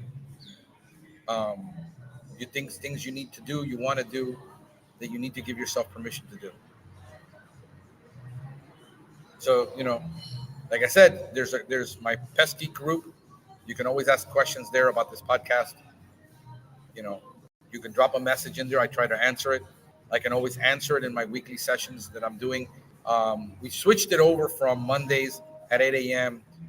to Tuesdays at 3 p.m. And then my son had a change in schedule with his soccer and all this. And I had to take over. And now it's 4 p.m. because his soccer's I pick him up at 3 from school. By the time I get home, 3:45, I can do the podcast on Tuesdays, 3 p.m. But now it's going to be 4 p.m. because I got to do the soccer thing at 6. Again, you keep changing your times, man. I can't predict when you're going to be on, bro. Sorry to hear that, brother, but my family's going to come first. You're not paying for this. I'm doing it for you. I don't know what to tell you, brother. Trophy yellow smiling. I don't know what that is. Whatever. You're gonna have to. You need to explain it to me, Andre. I love you guys. Hope you're doing well. I hope you have a wonderful week. Hope this helps you digest, and you're having fun doing what you're doing. It's not always going to be fun, but you can play a game with yourself every day. Tell yourself every day, this is the game I chose to play. Yes, I got my ass handed to me today by a linebacker. That sideswiped me and I didn't see it. But oh well, I shake it off and next play. I mean, that's the secret really to making things that you don't hold on to the grudges, that you make decisions quickly, and when things happen to you, you move quickly past it. And yes, you can have your moment of pouting and, say you can lay in that field while your ribs hurt but at one point you got to get back up and you got to decide, I'm going to play this game because this is the game I love. This is the game I chose. I'm going to play it. And there's going to come a day where I got to retire, or I got to play a new position, or I got to pivot. I'm not going to be able to play quarterback forever. So one day I'll probably be a coach. That's life. And that's where I've come to accept that I'm looking for my opportunities 10, 15 years down the line, preparing my platform so that I can have something in the future, because I'm not always going to be able to do pest control. So hopefully that helps. I'm going to sign off for now and end the stream. And I'm going to finish the rest of the cigar while I check on my car to see if it got washed, and go run a couple of errands for Princess, and go home, enjoy the rest of the day, which I was supposed to be out on a boat with Joel at the Air and Sea festival or something in Lauderdale, and we couldn't make it. Sorry, Joel. Thanks, bro. I love you. Always thankful for your encouragement, for being there. My buddy Jose Solano in New Jersey, who we talk a lot to. I don't talk to him as much as I like to. Dennis at Wise House Environmental in West Palm and Broward. Maria Sorrentino. I got to meet her partner, really cool guy, loving guy. Man, what a humble human being. Say hi to him for me. I thank him that he took the time to talk to me. I probably did most of the talking, but he was a good listener. He's probably tired of listening me talk.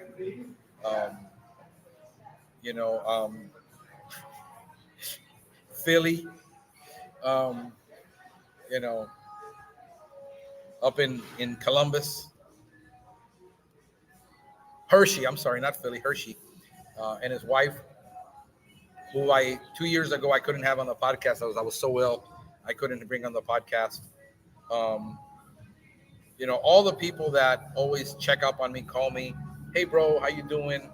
You know, they don't call me to get anything out of me. They just want to know how I'm doing, and we build friendships. And I hope that I can do more for the people. My friend who signed off for me so I can have my termite license.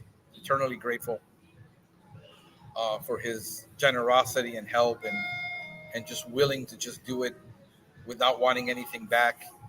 The people that make an impact in your life, be grateful, be thankful.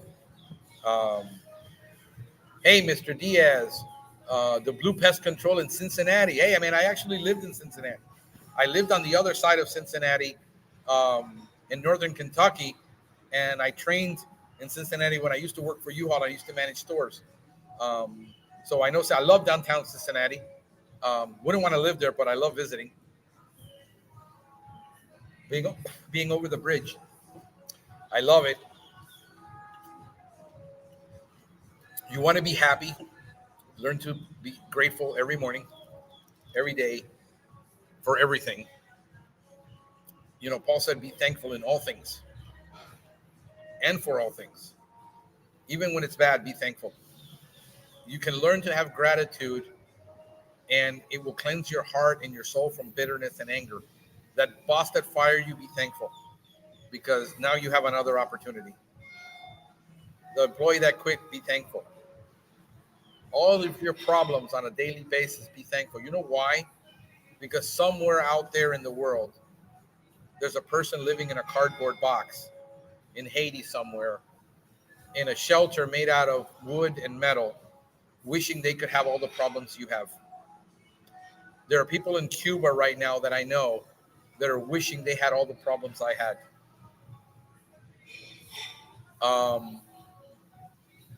I escaped from California, been in pest control for years, opened up my own company a year ago. All right, let me see. And I'm going out of here. I'm reading this out loud here, brother. I'm sorry. Show. Yeah, you want to show the? Nope, I want to show it. Yeah, I just can't go any lower on the screen. But yeah, man, congratulations on being your first year and anniversary. Love it, brother. Yeah, man. It's definitely different than California, brother. Hope you're handling the winters well. That was the first time I was in Columbus, and I was in Ohio. Worst winter they ever had in 20 years. Lucky me. I came from Florida, and I was living in there with all the snow. So yeah, I know the Midwest well. Lived there 8 years. Traveled all over the Midwest as a salesperson, and I loved it. I love being there. Just, man, be thankful. Puts everything in perspective. The whole world is talking about gratitude. Jesus said it 2,000 years ago. In all things, give thanks. Come to me with thanksgiving in your heart. In your heart with praise. Cast all your cares upon me because I care for you. Caring and being able to do that. I do 90% commercial, a bit of residential. I'm just wondering. I can't mess it. Let me see here. Cancel that. Oh, okay. Oh, wait a minute. There we go. I did that just so I have to work. So I have work in the winter. Yeah. Yeah, that's awesome, bro. I'm so happy for you, man. Wow, 90% residential. Bet you have to do a lot of door knocking, and a lot of one-to-one sales, because it's hard to pick up commercial business unless you can do door to door. That's awesome. So yeah, man.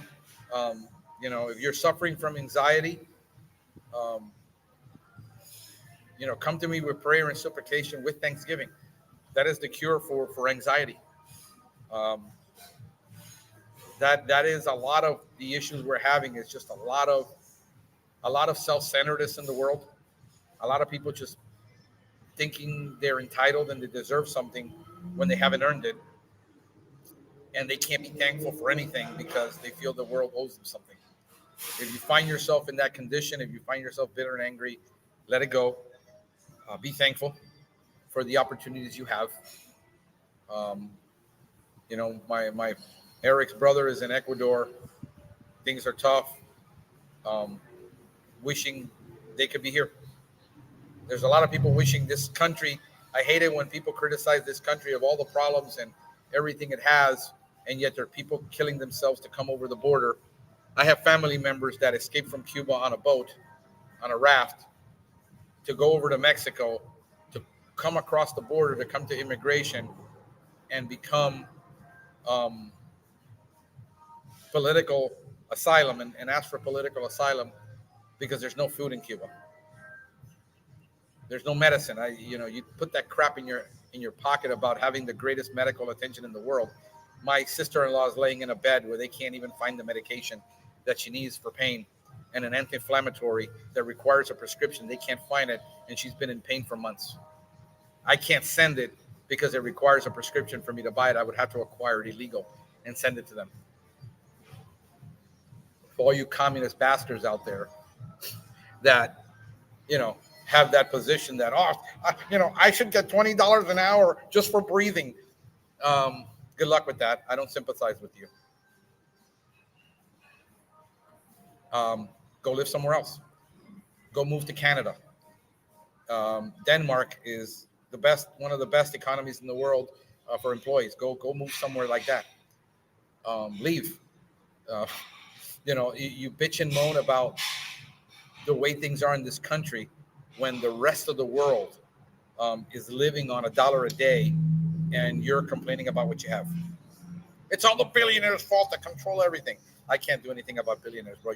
I'm deaf to it. Don't talk to me about shit I can't do anything about.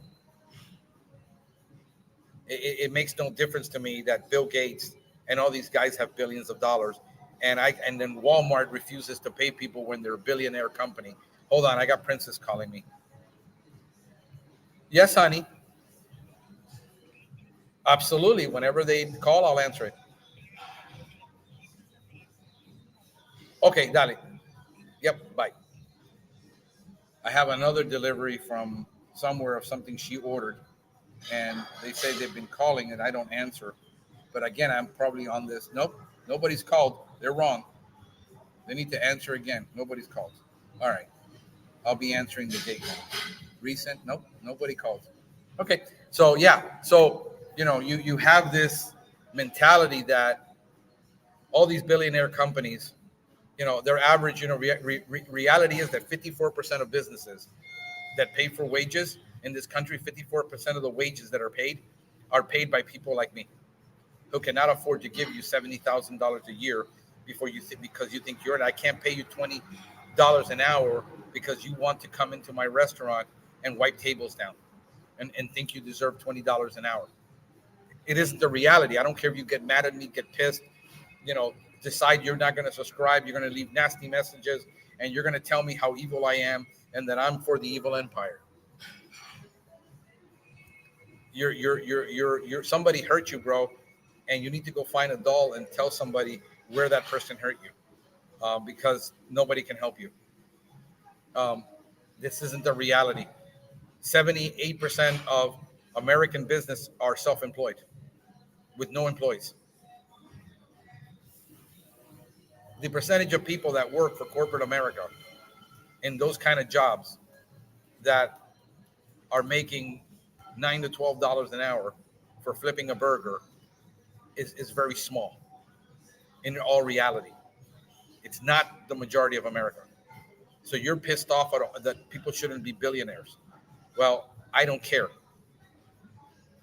The fact is that that's always happened.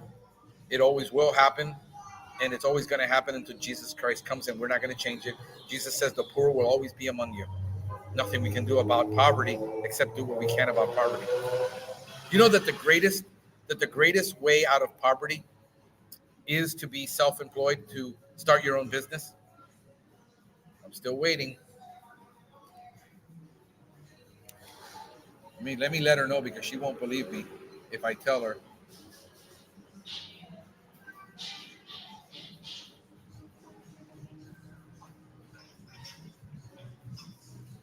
Nobody has called from the gate.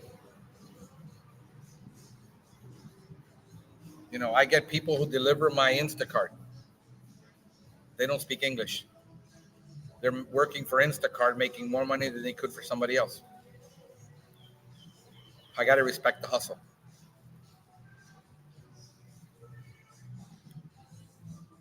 I got to respect the hustle.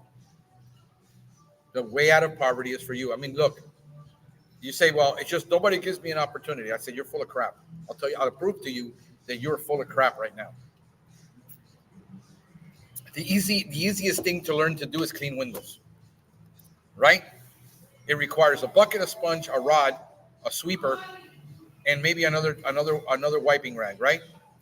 And you can go out right now, invest $50, start walking around the neighborhoods and shopping centers and offering people to clean their shopping windows for $5, $10, $15.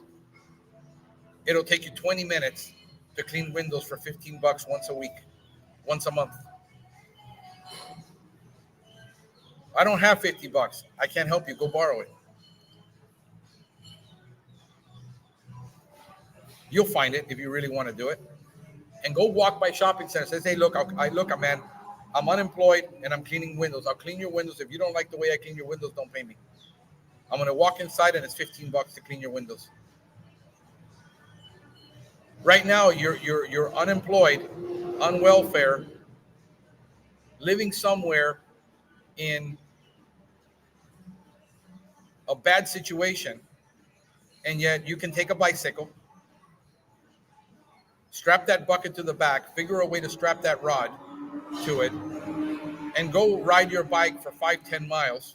You'll get exercise, and you go to a nice shopping center and you clean windows. You go buy one shirt that you look super nice in, and you go clean windows. The fact that you think you're stuck and you can't do anything, that doesn't say you're stuck and you can't do anything, because people find opportunities all the time. It's your mindset. I can't overcome your mindset. I can't change the way you think. I saw a guy running through a neighborhood. Listen to me. I got to respect the hustle. I don't care if he doesn't have a license. I don't care if he doesn't have insurance. The fact that he tries.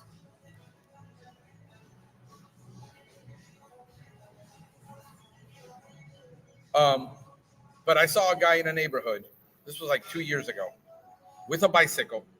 He took one of those little kiddie trailers that you carry your kid on, little trailers you put in the back of a bike. He put a piece of wood on it, a flatbed, and he had a lawnmower on it with a bucket on top and a rake. And he was riding through the neighborhoods, mowing lawns on his bicycle. I have more respect for that guy doing that than the guy who sits at home and says, I don't have any opportunities. Because that guy is the quintessential entrepreneur, the spirit of an immigrant who came to this country with nothing, grew up without a father in welfare, and figured it out on his own. So the fact that you say you don't have opportunities is total bullshit. Is what you want is, I want to show up somewhere, somebody pay me $20 an hour, I will put zero effort in, and I want to be able to work 3 days a week, spend the rest of my time playing video games so I can have work-life balance. I have no respect for you. This is hard for you to understand, but this is reality. This is the land of opportunity. I don't care who's in the White House. I don't care who's in the White House. I don't care about the Republican Party. I don't care about the Democrat Party. Yes, they make life harder and things are harder for people because they made bad decisions. That still doesn't excuse you from sitting there and not making an effort to make yourself better.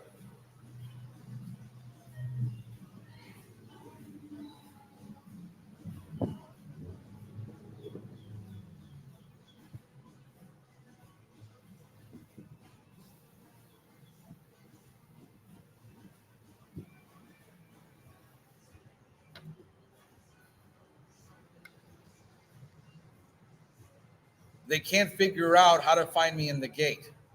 They haven't been calling. You see,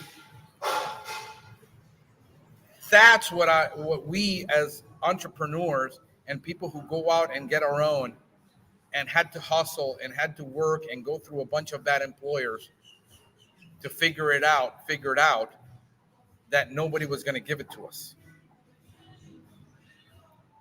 And the fact that 78%, almost 80%, look at the 80-20 rule, are self-employed with no employees. The businesses in America. Only, I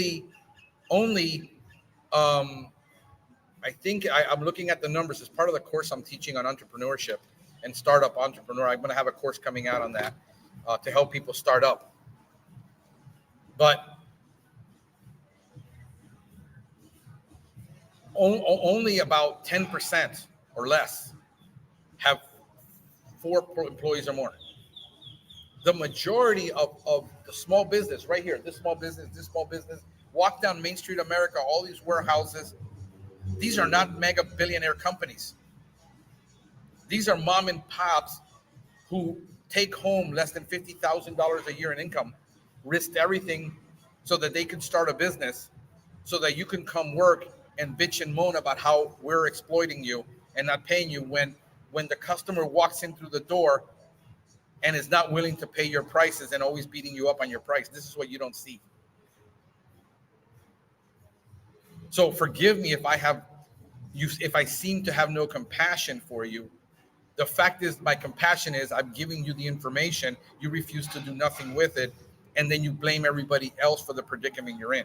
Because if you want to learn anything, you go to YouTube, and if you want to learn how to do SEO, there's 1 million videos. Hey, but I got to spend 100 hours, investing and watching these videos before I can find a client. Yeah, and if you go to college, you got to spend 4 years. And if you start a job, you're going to have to work your way to the bottom. And if you start as an apprentice, you don't know anything, you're going to make $15 an hour and have to learn. And guess what? That's called paying the price. It shouldn't be that way. Well, you're delusional, my friend, because that's the way it is all over the world. And nobody's ever going to change that.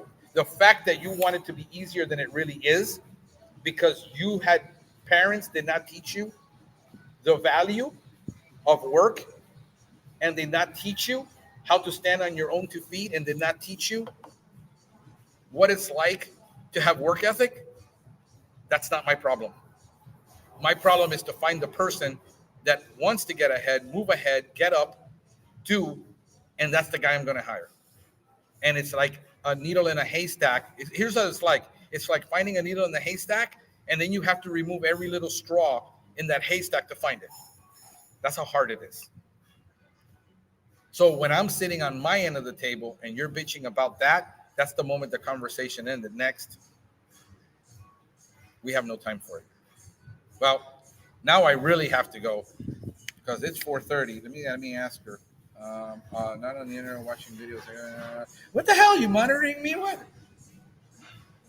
No, hell no. Furthermore, hell no. I'm actually doing a podcast, smoking a cigar, waiting for you to finish. And by the way, how long before you finish?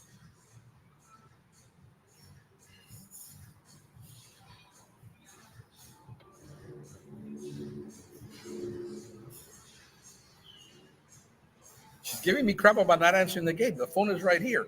I send her a screenshot. Nobody's called. You're probably on your phone because I'm always on my phone. I mean, I get it. I can see why she would think that I'm always on my phone. I'm always watching something. I'm always talking to one of you guys. All right, bro. I'm going to call it a day too because, I got things to do. But this is a 3-hour cigar. And, Mr. Will gave this to me. And there's no way I'm throwing this cigar away. A cigar this expensive. And like I said, I can talk for 3 hours. I've done 4-hour podcasts, by the way. If you've been following me, you know that I can do it. I can't hire Mr. Diaz. No, Mr. Diaz. Oh, there's Will. There's Will. There he is. There he is. Thank you, Will. If you haven't been watching me, this is your cigar. This is the one you gave me, brother. I'm going to smoke this thing until it burns my finger and gets down to the nub because it's so damn good. And I'm so thankful for you for doing this for me. So yeah, let me see. So I'm gonna have to go working on my feet now, like 15 minutes. There you go. All right, so I got 15 minutes before I have to pick her up. So I'm gonna go ahead and call it quits, folks. Thank you so much for being on, hanging out with me on a Saturday. You guys have nothing to do with your lives. That you gave 2 hours of your life to be here with me, you losers. Thank you for being on. I love you. I will see you on Tuesday at 4 o'clock p.m. where I'll be doing some training, and I will be doing some marketing training, sales training, pest control training. Let me know, man. Send me your questions. Comment on this group. Tell me what you want me to talk about. I will do the research for you. I will put in the hours, and I will come back with you with the answers that I know, and I will talk to my people that know something more than I do, the people I've surrounded myself with, that I can call on any moment's notice and ask them a question, and they will answer me. So thank you so much. Guys, have a pestacular day.